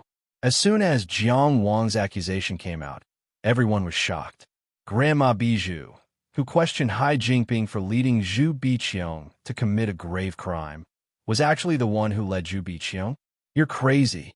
You're spouting nonsense." Grandma Bijou also had an extremely angry expression. "I have no children, and I regard Suyao and Biqiong as my own. Who in the Isle of Huai doesn't know this? I raised the 2 sisters single-handedly, and no matter how busy I was, I still took the time to personally teach them Dao techniques. Would I harm them?" Unfortunately, Yao was lost in the Tianfu's secret territory. "I only have Qiong left." She smiled bitterly and pointed at Jiang Wang, and then at Hai Jingping. "But you," her expression was ferocious. "You people can't bear to see kindness, and you can't bear to see me live a good life. Biqiong is so pure, but you led her astray, resulting in today's result." She cried and laughed. "The sect rules are like mountains. I can't violate them. I personally crippled her and sent her to the sea prison. My heart is completely broken." She looked at Jiang Wang and Hai Jingping with resentful eyes. "I can't wait to eat your flesh and drink your blood. I won't rest until you die in this life, and I'll also be your enemy in the next life." Anyone would think that she was revealing her true feelings. Among the people present, except for the few who really understood Jiang Wang, most of them looked at Jiang Wang with unfriendly eyes. At this time, Jiang Wang suddenly remembered that night on Camel Peak Mountain. At that time, in order to trick him out, Hai Zoming also acted out a scene of missing his late wife, which was very touching. These 2 people were worthy of being old rivals. But at this moment, Granny Bijou's emotions were still a bit better than his. And at this time, she didn't forget to continue dragging Hai Jingping into the water. Behind this kind of behavior, there was a bone-deep greed. She wanted to grab everything she could grab and plunder everything she could. Jiang Wang seemed to see a huge bloody mouth behind her, and behind the crisscrossing teeth was an abyss that could never be filled. "Huh." Jiang Wang shook his head. He no longer acted with this old woman. No matter how she tried to gain sympathy, he used an unusually cold tone to say, "I want to ask Jinren Chong and all the friends in Fishing Sea Tower who know Zhu Biqiong. How did Zhu Biqiong know Hai Zoming's movements by herself? How could she have sensed Hai Zoming's killing intent? How could she have known that Hai Zoming wanted to kill me? How could a little girl like Zhu Biqiong, who doesn't know much about the world, know about such a secret? That's why I said there's a traitor behind all this." Granny Bijou immediately said, "Or maybe you Qi people are trying to eliminate the hidden danger in Tianjiao's future. Or inside our Fishing Sea Tower." She looked at Hai Jingping with resentment. "Someone wants to eliminate dissidents." Hai Jingping remembered Reverend Chong Guang's instructions to not escalate the conflict. Therefore, he had endured it time and time again. Finally, he could not bear it any longer and coldly said, "Why can't it be you?" "Huh." Granny Bijou was waiting for this sentence. She immediately said loudly, "Qiong'er is right here." Why don't you ask her? She slowly walked to the dying Zhu Biqiang, squatted down, and gently cupped Zhu Biqiang's face. She softly said, "Good girl, tell everyone. Am I the one who asked you to deliver the message and harm Elder Hai Zongming?" At this time, Zhu Biqiang was so weak that she could barely open her eyes. However, blood was flowing out of the corners of her eyes. Her tears had dried up, and she was weeping blood. She was a person who loved to cry. After her sister, Zhu Suyao, died, she washed her face with tears every night. How could he bear the pain of having his cultivation crippled? She could not bear the fact that Granny Bijou wanted her dead. She shed tears of blood and was extremely sad. However, she still struggled to say, "It's me myself." Good girl. Granny Bijou wiped away her tears of blood with her trembling, skinny hands. She cried and said, "At this time, you still want to hide the truth for that heartless man." A stone stirred up 1,000 ripples. The way people looked at Jiang Wang in the field suddenly changed. Why did Jiang Wang try so hard to save Zhu Biqiang? Why did Zhu Biqiang not reveal any of her accomplices? Everything seemed to have an explanation. Granny Bijou hugged Zhu Biqiang while the crowd was in an uproar. She blocked Zhu Biqiang from shaking her head. "You're too cruel." Jiang Wang gripped his sword so hard that his knuckles turned white. He almost couldn't resist the urge to draw his sword, but in the end, he restrained himself. At this time, you still want to use her. You still have the heart to use her. Granny Bijou hugged Zhu Biqiang and suddenly turned her head. "Thief surnamed Jiang. If you still care about your old feelings, don't let her suffer anymore. Let her be happy as soon as possible." She was tormenting Zhu Biqiang to force Jiang Wang to submit. In her opinion, young people who fell in love were often fools. They were so stupid that it was pitiful. Once Jiang Wang couldn't bear Zhu Biqiang's suffering, he would fall into her trap. Those who really care about her only want her to live. Jiang Wang said through gritted teeth. He didn't look at Zhu Biqiang, but looked at the main seat of the Tianya stage. Everyone has seen how pure and kind Zhu Biqiang is. Even at this time, she doesn't want to lie. He controlled his emotions and tried to make his words more organized and clear. Everyone here is smart. Why don't you think about it? If you want this silly girl to do something, do you need to directly order her? As long as you fully understand her character and tell her some information you want her to know, she will take the initiative to do it. And who exactly is it that understands her the most? I raised her for 20 years. Did I send her to death? Granny Bijou finally let go of Zhu Biqiang and turned to face Jiang Wang again. She said with a choked voice, "She has been safe and happy for 20 years. How long have you known Biqiang? You let her fall to this point." Jiang Wang didn't talk nonsense with her. He directly said to Chong Guangjinren, "I want to invite a few friends to testify for me." He didn't want to compete with the old woman for the audience's sympathy, because in the face of evidence, sympathy couldn't stand. Granny Bijou naturally refused. Not everyone can come to the Tianya stage. Jiang Wang said coldly, "My friend's surname is Chong Xian, and his first name is Sheng. He is the son of the first wife of the Zhonggenjia and the first heir to the position of the head of the family. There are 2 islands in the Zhonggenjia Sea, Neverwinter and Chongjia. Are they qualified?"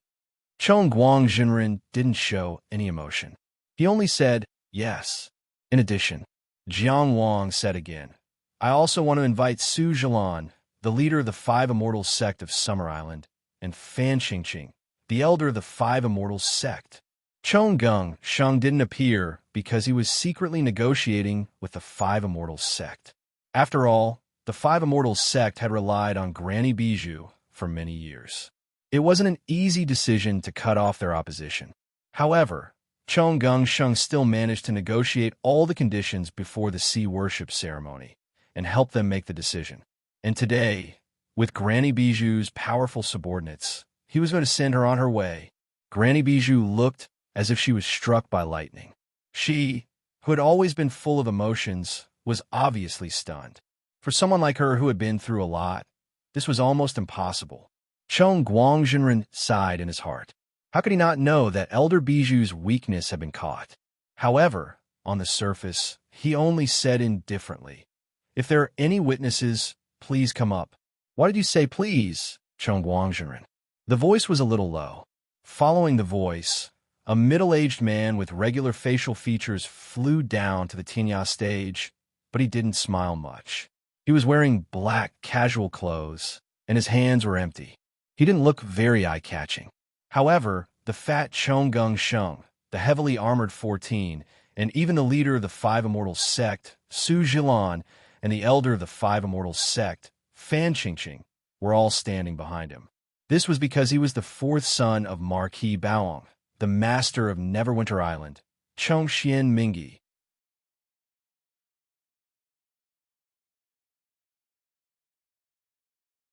Chapter 863. The reason why Chonggung Sheng invited Chongxianming, he was because of the Tianya platform.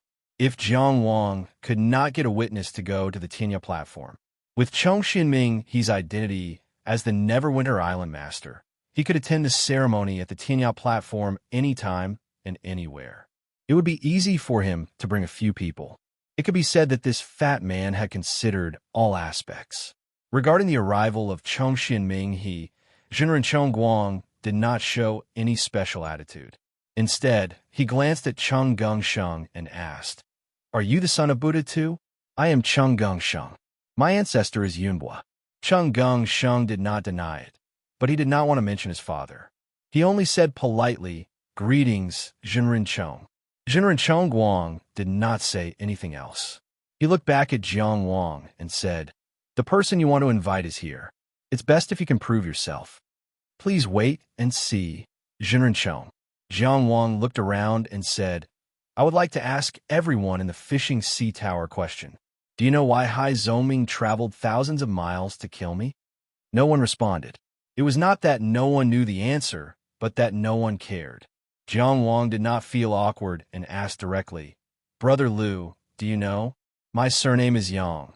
Yang Lu replied indifferently and said, "Or it's a personal grudge." "Brother Yang is right," Jiang Wang explained. "The grudge between me and Hai Zoming is that I killed his disciple, Hu Xiaoming. Does anyone here know what Hu Xiaoming did?" He looked around and still could only look at Yang Lu. "Brother Yang, what do you think?" Yang Lu was already cursing in his heart. These people in the inland were really despicable. A tall man stole his sweetheart. His methods were extremely despicable. A Jiang Wang kept asking him questions, as if he was a traitor and was in cahoots with them. He had to show some attitude. So he said discontentedly, Hu Xiaoming's name was removed because of this matter even after his death. Everyone in the fishing sea tower knows about it. Why do you have to talk nonsense? After all, this is a matter between the junior disciples. I'm worried that Reverend Chong is too busy and might overlook it. Jiang Wang roughly explained. Hu Xiaoming played with the feelings of Granny Bijou's disciple, Zhu Suyao, and secretly destroyed her cultivation, which directly led to Zhu Suyao's disappearance in the Heavenly Palace secret territory. This matter has already been publicly discussed in the Fishing Ocean Tower. He asked again, "I would like to ask everyone here a question.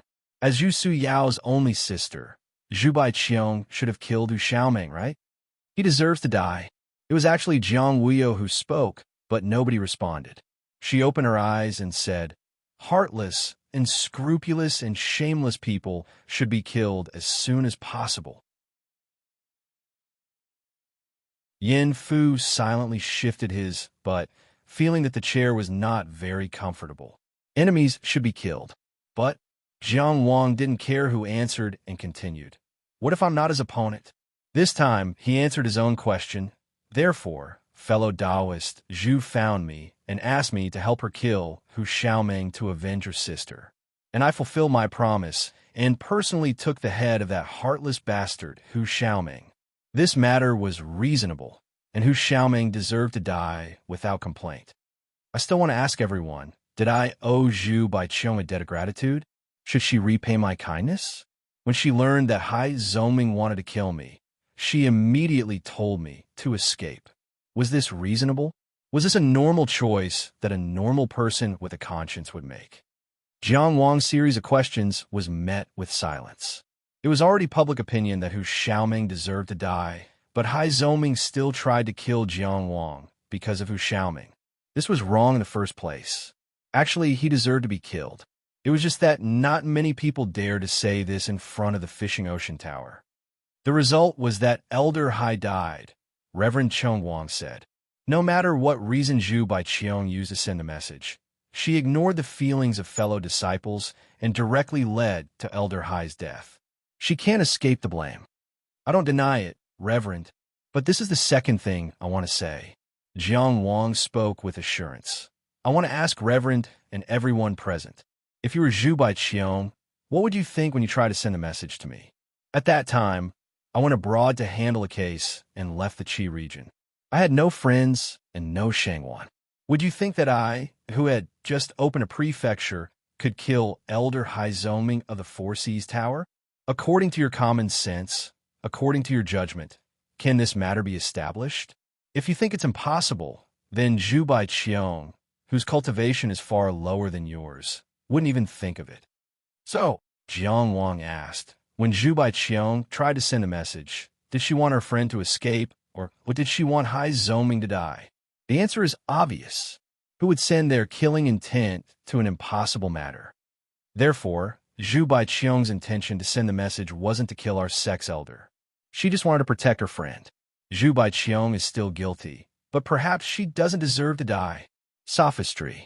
Reverend Cheng Guang immediately found a loophole in his words and said lightly, your words are not valid. I have seen the resources you can mobilize today. Those who supported you today, no matter which sect they were from, could easily help you kill Elder Hai. How can this be considered as sending the killing intent to an impossible matter? Reverend, you are wise. Jiang Wang saluted again. He saluted more today than he did in the past few months.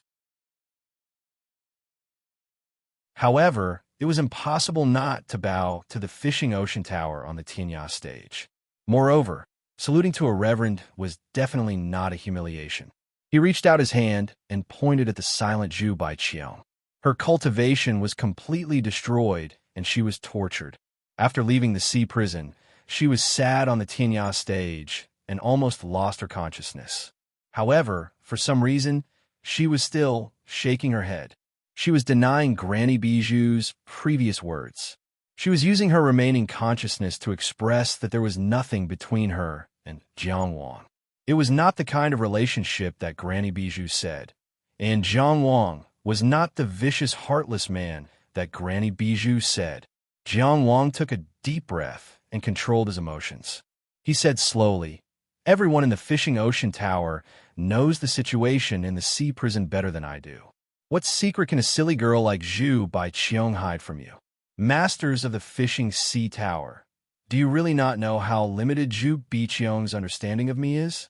Does she really know that I can mobilize the power to kill Hai Zongming? There was no need for other evidence. Zhu Baiqiang's current state was the most irrefutable evidence. She did answer everything in the sea prison, and the Fishing Ocean Tower did not get any useful information. Because Zhu Baiqiang did not know Jiang Wang's strength and influence. Jiang Wang really had a certain amount of influence in Qi, but it was after he left Qingyang town. She later knew that Jiang Wang had become Tianjiao, but she might not know what kind of connections Jiang Wang had. Even so, Zhenren Chengguang said, the sect has its own rules. Zhu Baiqiang is already guilty based on her actions. As for whether she deserves to die, it is not up to you. Of course, I respect the Fishing Ocean Tower very much. This is a great sect with a glorious tradition.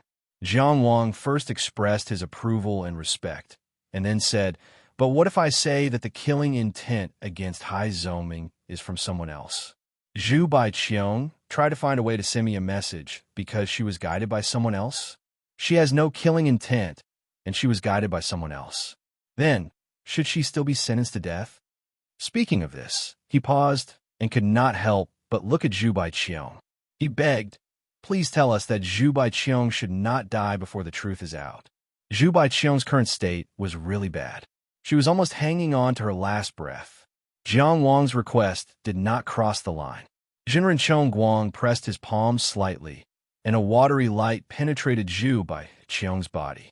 Of course, he could not save Zhu Baiqiang, but it was reasonable to ensure that Zhu Baiqiang was alive before the truth was out. Zhu Baiqiang opened her eyes and temporarily regained consciousness. She only saw that fellow Taoist Jiang, who said he came to see her and really came to see her, was confronting Grandma Baizhu aggressively. It seemed that many times since she was a child, the figure who stood in front of her with open arms, she protected her like an older sister. Her voice was not as gentle as her sister's, but more powerful. She was even more agitated. Old woman, now, are you still not going to confess?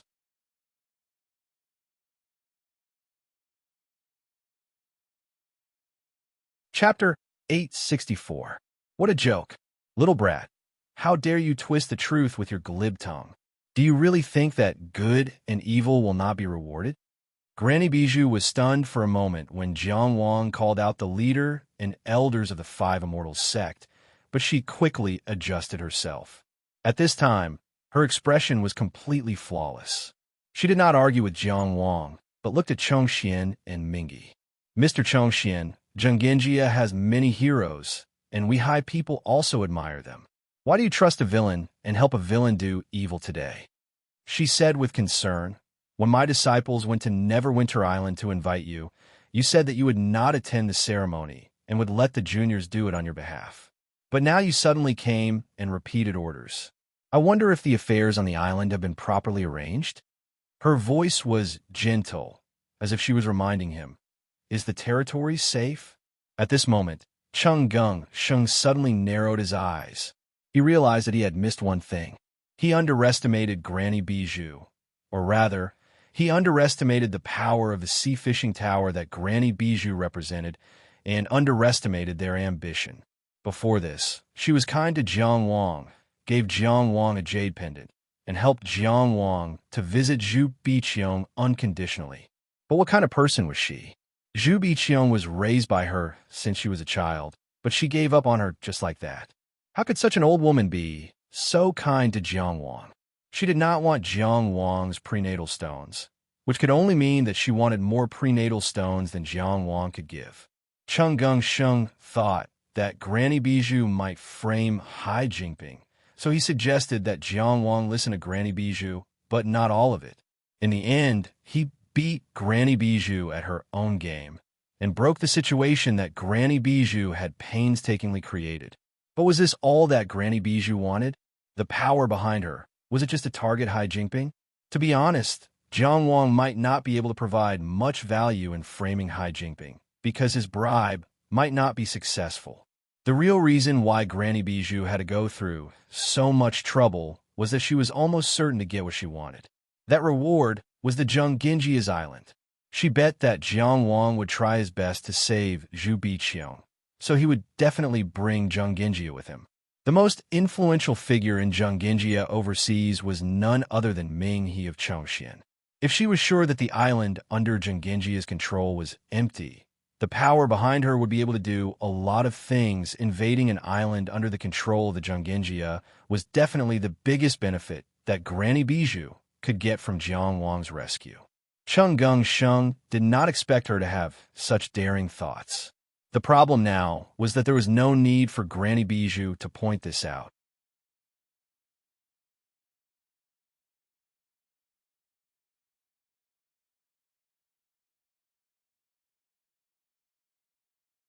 Cheng Gung Sheng looked at Granny Bijou. His small eyes were cold and threatening. You don't have to worry about the safety of the island. Why don't you worry about yourself and how to get through this? Jiang Wang, he shouted, we're all waiting for you. What are you thinking about? I'm thinking, Jiang Wang said. You guided the disciples to spread the news and indirectly murdered the elders of the same sect. I don't know if you deserve to die for this crime. Although he did not immediately understand what Granny Bijou meant, he immediately made the connection after noticing Cheng Gung Sheng's expression. However, he could not make the decision for the Zhenggenjia, nor could he force Cheng Gung Sheng to sacrifice too much, so he could only keep silent. But now that Cheng Gung Sheng had made his attitude clear, he had no more hesitation. Just like what he said to Chung Gung Sheng in the Xinghe Pavilion, he already had the resolve to destroy Chung Gung Sheng's influence on the sea. Everyone, Jiang Wang cupped his hands. I don't know how many of you know about the fight between the Five Immortals sect and the Furious Whale Gang on the Summer Island.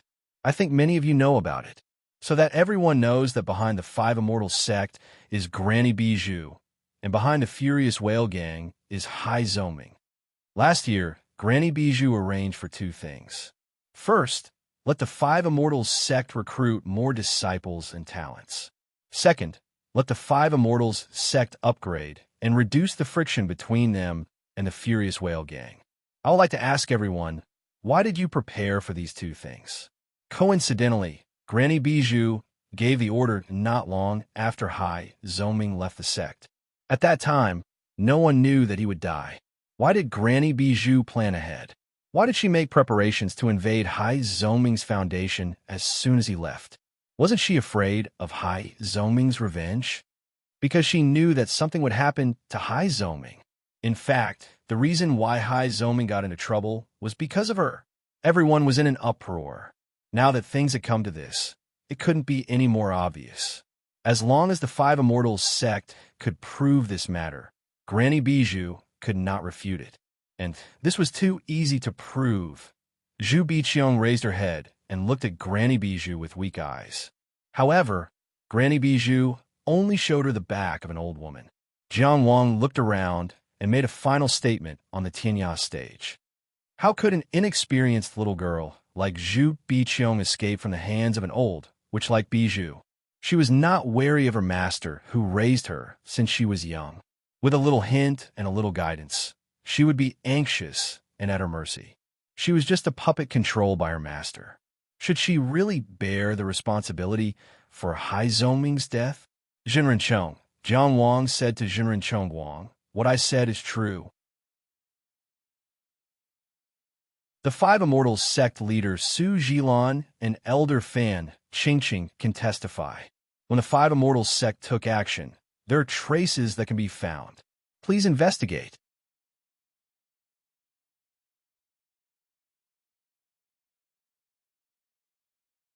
Chapter 865. Jinren Chong Guang didn't say anything. He only looked at Su Jilan and Fan Qingqing. Granny Bijou also gave him a vicious look. However, Su Jilan and Fan Qingqing had already come this far, and they had already offended Granny Bijou. The Zhongshuan family was so tough that they were even willing to give up Chongji Island. They couldn't be beaten on both sides, so there was no turning back. Many people in the Five Immortals sect can testify. Su Jilan said slowly, Elder Bijou did make arrangements in advance. She ordered us to accumulate strength, expand the conflict, and wait for an opportunity. I asked her if it would lead to revenge if we rashly started a fight. She only said she had her own arrangements. Jinren Chong Guang smiled. He knew. From the moment Jiang Wang appeared, he knew that there should be evidence. Otherwise, such a young man wouldn't be so Tianjiao like a moth to a flame. He had been stopping it not to protect Granny Bijou, but to protect the reputation of the Sea Fishing Tower. However, Jiang Wang and the others stirred up public opinion and raised this matter to the level of righteousness of the sea sacrifice. He couldn't ignore it anymore. Being forced to give in was also the reason why he was angry. However, he still didn't expect Granny Bijou to be so dirty that she couldn't even control her own people. He smiled and asked Granny Bijou, Bijou, what arrangements do you have?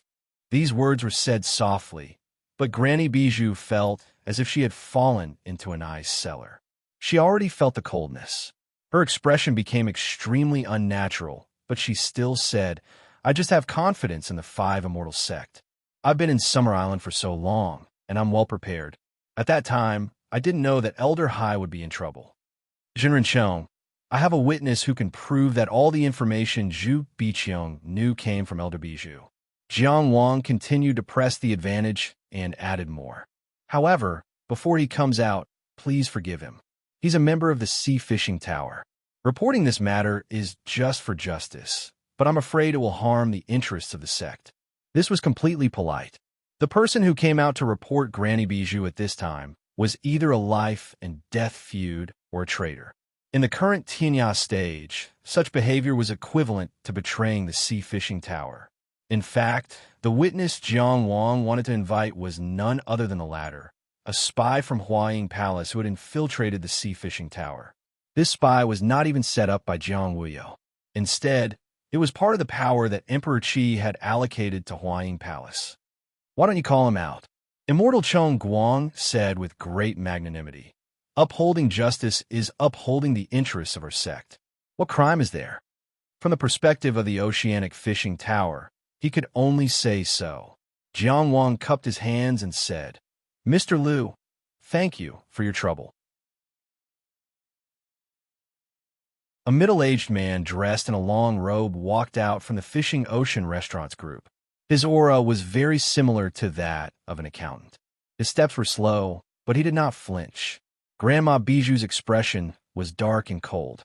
"Envoy Lu Shu, is it worth it?" The servant emissary was a position below the elder of the Fishing Sea Tower. Chun Ji Tao, the future core of Fishing Sea Tower, only had the title of Shu emissary. Such a person would have the opportunity to become a practical elder in a few more decades. Its value was immeasurable. Once he stepped out today, his many years of hiding in Fishing Sea Tower would be wasted. He would not be able to survive. When Jiang Wuyo said that he would mobilize all the resources to help Jiang Wang, he really spared no effort. He was even willing to use a spy like this. Although such a spy had been hiding for a long time, it was still doubtful.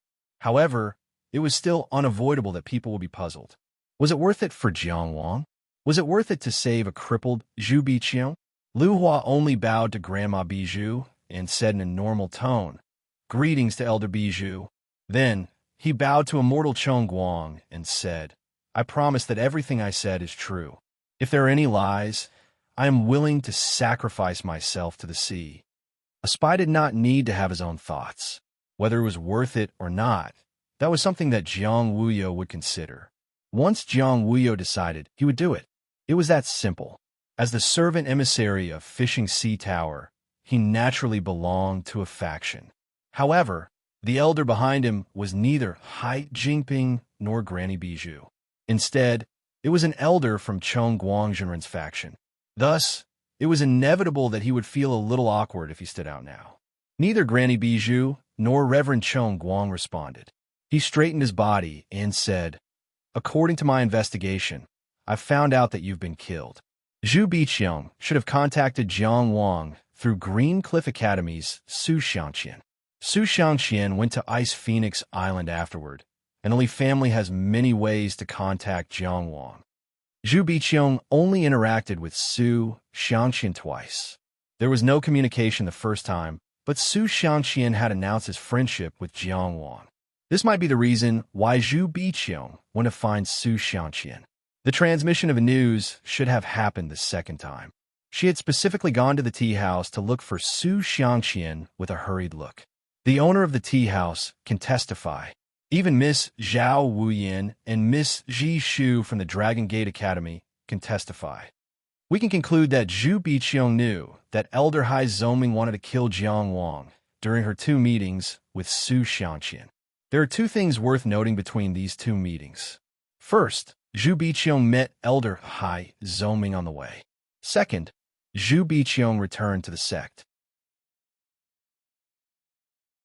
But after she met Elder Hai Zoming, she was very relaxed when she returned to the sect. This means that she did not realize anything was wrong at that time. She only became nervous and panicked after she left Elder by Zhu's bamboo house. At that time, she was in a hurry and anxious. And it was after she left the bamboo house that she went to find Su Xiangqian. I think it goes without saying what this means. His speech was organized and clear, making it easy for people to understand. It was also very persuasive. In the end, Lu Hua still bowed to Reverend Chong Guang. "You can send people to investigate what I have said. You will know once you ask. There is no falsehood." Lu Hua was the Sea Fishing House's Shu envoy. It was not difficult for him to investigate from the inside. He only needed to reverse the process of getting the news from Jiang Wang's side. The only thing he needed to pay attention to was not to alarm Grandma Baiju. And once the results of this investigation were made, it was easy to verify whether it was true or false. Witnesses could be found at almost every point of the investigation. From the first time they met on the summer island, Grandma Baiju had been thinking about how to use Jiang Wang to save people to gain the most benefits. How could Jiang Wang not want to break through Grandma Baiju's situation? His idea was repaired by Cheng Gung Sheng and gradually took shape. With the full cooperation of Jiang Wuyo, he finally nailed Grandma Baiju here step by step. In the heavy night, he struggled for Zhu Biqiong's sake. Baiju, do you think it is still necessary for me to send people to investigate? Reverend Cheng Guang asked. Of course, it was no longer necessary. Since Lu Hua, as the Shu envoy, made this piece of evidence, it must be accurate to the first person who saw Zhu Biqiong return to the sect and the last person who saw Zhu Biqiong leave. There was no possibility of falsification. Grandma Baiju only said, "Of course it is necessary.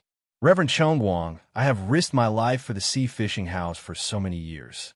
How can I be determined by a few words from a traitor? I request a detailed investigation, a slow investigation. I request to see Reverend Gu." The more she spoke, the more agitated she became. She was not willing to admit her guilt just like that. She wanted to do everything she could to stall for time. She wanted to wait for Gu Huaixin to protect her. But Reverend Chongguang only raised his eyelids. "Baiju, for your current identity, save some dignity." This sentence was said without any ripples, and there was no substantial prestige. But Grandma Baiju felt like a basin of ice water was poured over her head. She lost her momentum in an instant. "Dignity," she murmured. "Huh." She laughed self-deprecatingly. "Dignity." After all, she kept her mouth shut. Her wrinkles seemed deeper, and her back seemed more bent.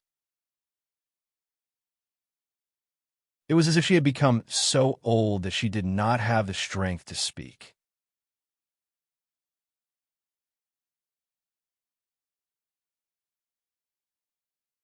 Chapter 866.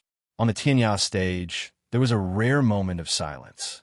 Everyone was silent, waiting for Reverend Chongguang's decision. Reverend Chongguang thought for a while and said, "Murdering an elder of the same sect is an unpardonable crime.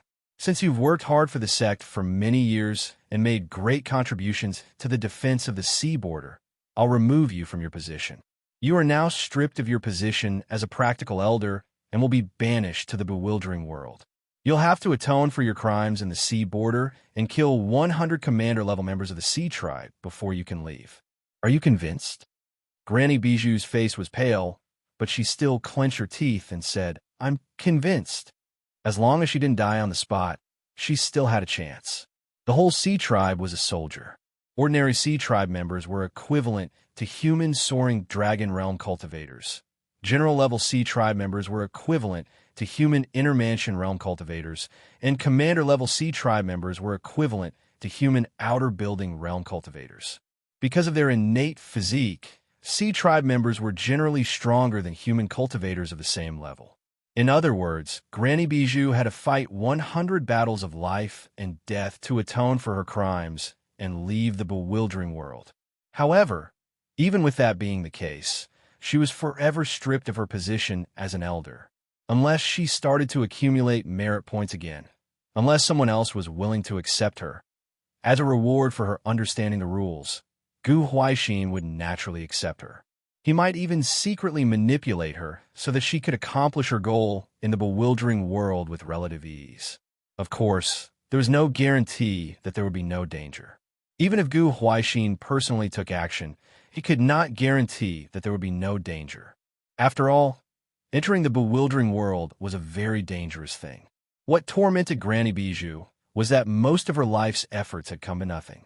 She struggled so hard and racked her brains to plan, but in the end, she was getting further and further away from God's descent, but she couldn't resist such an outcome, and it was the best outcome. If she admitted her crimes now, she would have a chance to return to the offshore islands and accumulate merit points again. This was because she had chosen dignity. Reverend Chongguang had given her dignity. If she didn't choose dignity, she would be slapped. Therefore, She had to accept it wholeheartedly and even more so orally. As for Reverend Chongguang, Gu Huaixin had attacked Qin Jin's people and Su Xiangwan's people this time. Obviously, he had made a breakthrough and was no longer satisfied with the status quo when the offshore islands were about to undergo drastic changes. But so what? He firmly believed that Gu Huaixin was still far from being able to shake his position. The oceanic fishing tower needed some internal struggles.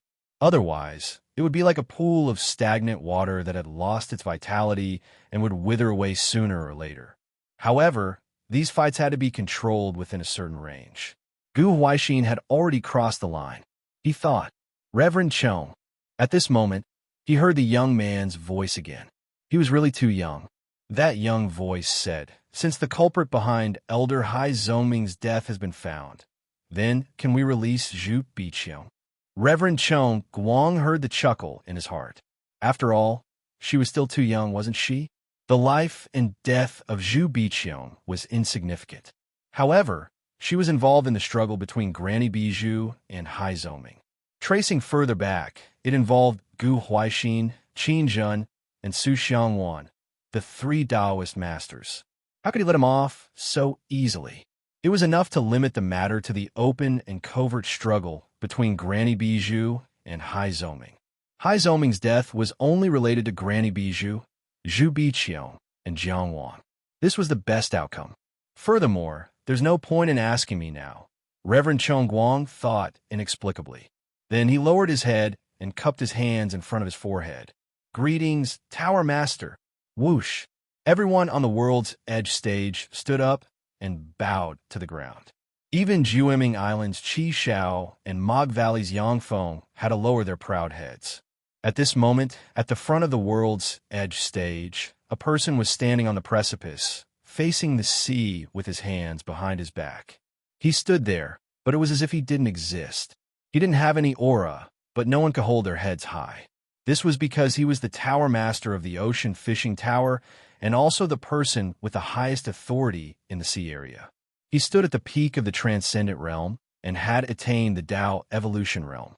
Compared to the Tao evolution realm, people were more used to calling him a true monarch.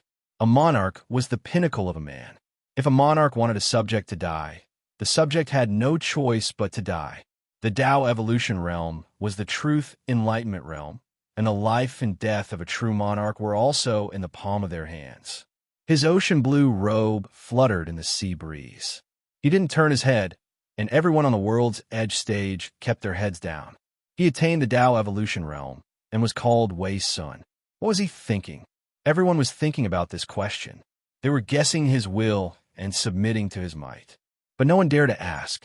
No need to be so polite. He finally turned around and said, "Please take a seat." Jiang Wang was finally able to clearly see the person with the most authority in the sea area. His facial features were clearly visible, but it was difficult to accurately describe him. It wasn't something that could be defined by handsome or ugly. Jiang Wang thought for a long time before coming up with a word: tranquility. Wei Sun's face gave people a feeling of tranquility, but it was a kind of tranquility as deep as the sea. You could feel peace from it, but you couldn't ignore the enormous power hidden under this tranquility, a boundless power. Wei Sun raised his eyelids slightly, and everyone present felt that they were being watched. They couldn't help but become more respectful. Eyes and nose and heart.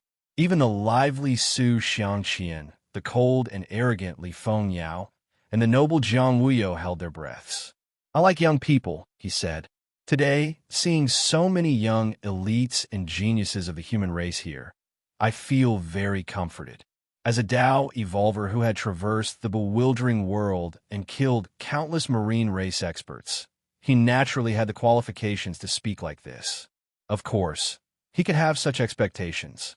"Jiang Wang, right?" he asked.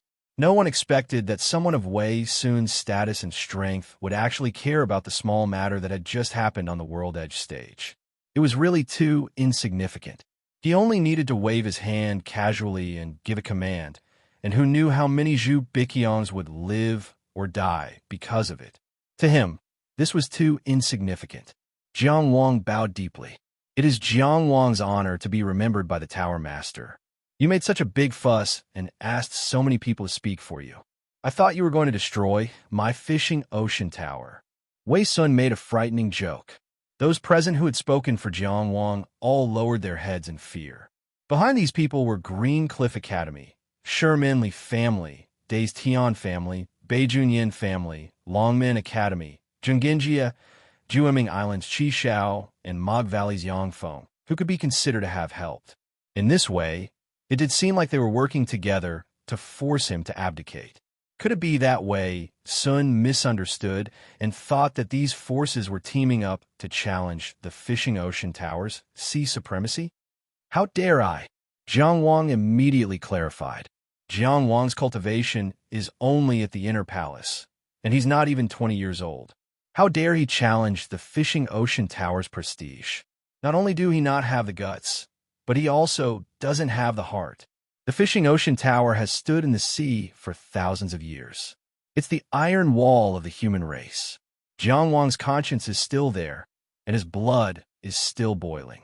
How can he have such delusions? He bowed deeply. It's really where justice lies. Everyone respects the fishing ocean tower and doesn't want the sea sacrifice to be covered in dust. We can't bear to see the innocent blood shed when the heroic spirits return home.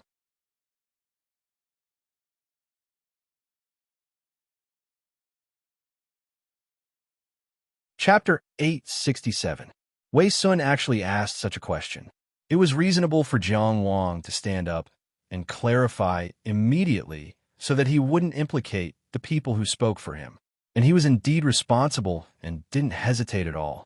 I'm just joking, Wei Sun said. He casually took a step forward and walked to the black-armored soldier holding Zhu Biqiang. He turned his head and glanced at Zhu Biqiang. You went through so much trouble to save this girl. He looked back at Jiang Wang with his calm eyes. Do you love her? He said softly. If you're willing to marry into the fishing sea tower, I can make the decision to give her to you. Everything that happened before can be written off. Hearing this, Zhu Biqiang closed her eyes. She didn't know how to face it and panicked, so she used such a childish way to escape. Although she wasn't in a good state, it could be seen from her twitching eyelids that her heart wasn't calm. Who protected her when they first met? Who took revenge for her and cut off the head of her enemy? Who came to see her without any obstacles? Who didn't avoid danger to save her? She had never loved anyone before and didn't know what love was. Her heart was in a mess, so messy that she couldn't distinguish her feelings. Was it love? Was it a kind of touching? Or was it a kind of respect for a hero? Or was it admiration for Tianjiao? But if she had to give a yes or no answer, she would say that she was willing. She closed her eyes and didn't say anything. It was already a kind of timid willingness.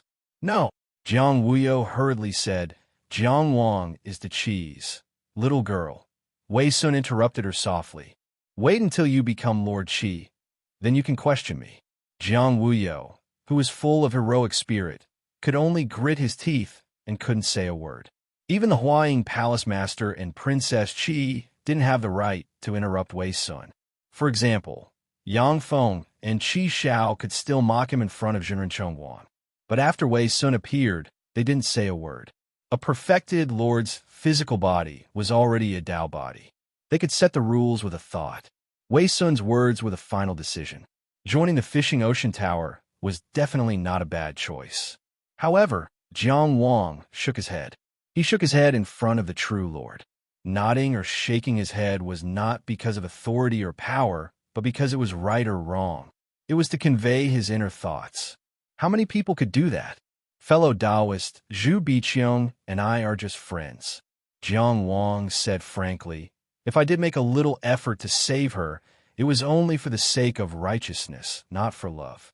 Just like how she sent a letter to save me, there's no need to consider anything else. Whether or not he had any romantic feelings for Zhu Biqiang, he had never thought about this question. Disciples of famous sects like Su Xiangxian and Yanglu could be jealous of each other. They could be sad for love. A wealthy man like Yin Fu could think about marriage and consider his future, but he couldn't. He carried the blood debt of the entire Maplewood City on his back. His heavy heart had no room for love. A young man who doesn't know the taste of worry, forcing himself to say that he's worried, is actually a kind of happiness. Zhu Biqiang's eyelids moved, and she opened her eyes. At this moment, she didn't know how to describe the emotions in her heart. It was like a huge blank, empty and empty. However, she was kind-hearted and couldn't bear to make things difficult for Jiang Wang. She forced herself to say, "Tower Master, please understand. There's nothing between me and fellow Taoist Jiang." As soon as the word disciple came out, she realized that she was no longer a disciple of the Fishing Ocean Tower. The word "I" inevitably sounded desolate. Then there's no other way. Wei Sun shook his head, looked at Jiang Wang, and said in a relaxed tone, "I like young geniuses, but you're not a young genius of the Fishing Ocean Tower. You don't have enough weight for me." "Tower Master." Jiang Wang bowed and said in an incomparably respectful tone, "Even if Jiang Wang cultivates for another 100 years, I may not have enough weight in front of you. However, the reason Jiang Wang could stand here today and speak in front of Reverend Cheng Wang was not because of Jiang Wang's weight. It's because of the power of justice and justice. The Fishing Ocean Tower respects justice, so Jiang Wang has the chance to speak. The Fishing Ocean Tower upholds justice, so fellow Taoist Zhu Biqiang has the chance to clear her name." "You're good at talking." Wei Sun smiled, "but I don't want to hear it. What is justice?" Hai Zoming avenged his disciple, but he didn't look for Zhu Biqiang, but you, Jiang Wang. This is out of consideration for the relationship between fellow disciples. In order to save you, Zhu Biqiang leaked his information to you. This is called living off one person while betraying another. Bijou is guilty of murdering her fellow disciple. Zhu Biqiang is guilty too. Wei Sun's indifferent voice settled the matter. He looked at Reverend Cheng Guang. "Elder Cheng, how did you deal with Bijou?" Reverend Cheng Guang answered, "Banish her to the bewildering world. Let her atone for her crime in the sea border by killing 100 members of the Sea Clan of the same realm. Only then can she return." "It's reasonable," Wei Sun said. "Blood crimes must be cleansed with blood. Spread the word that no one in our sect is allowed to help her in the bewildering world. Violators will be banished from a sect." Grandma Bijou swayed and almost lost her footing. Wei Sun's order was obviously directed at the fourth elder behind her, Gu Huaixin. It was a warning to Gu Huaixin. If no one was allowed to help her in the bewildering world, then the possibility of her dying in the bewildering world was so great that no one could face it directly. It was almost equivalent to sending her to her death. To kill 100 members of the Sea Clan of the same realm, it would definitely take more than 100 battles, because some opponents would only know that they couldn't beat them after fighting them, and some would only know that they couldn't catch up with them after chasing them. After more than 100 bloody battles, as long as she miscalculated once, she would die in the sea border forever.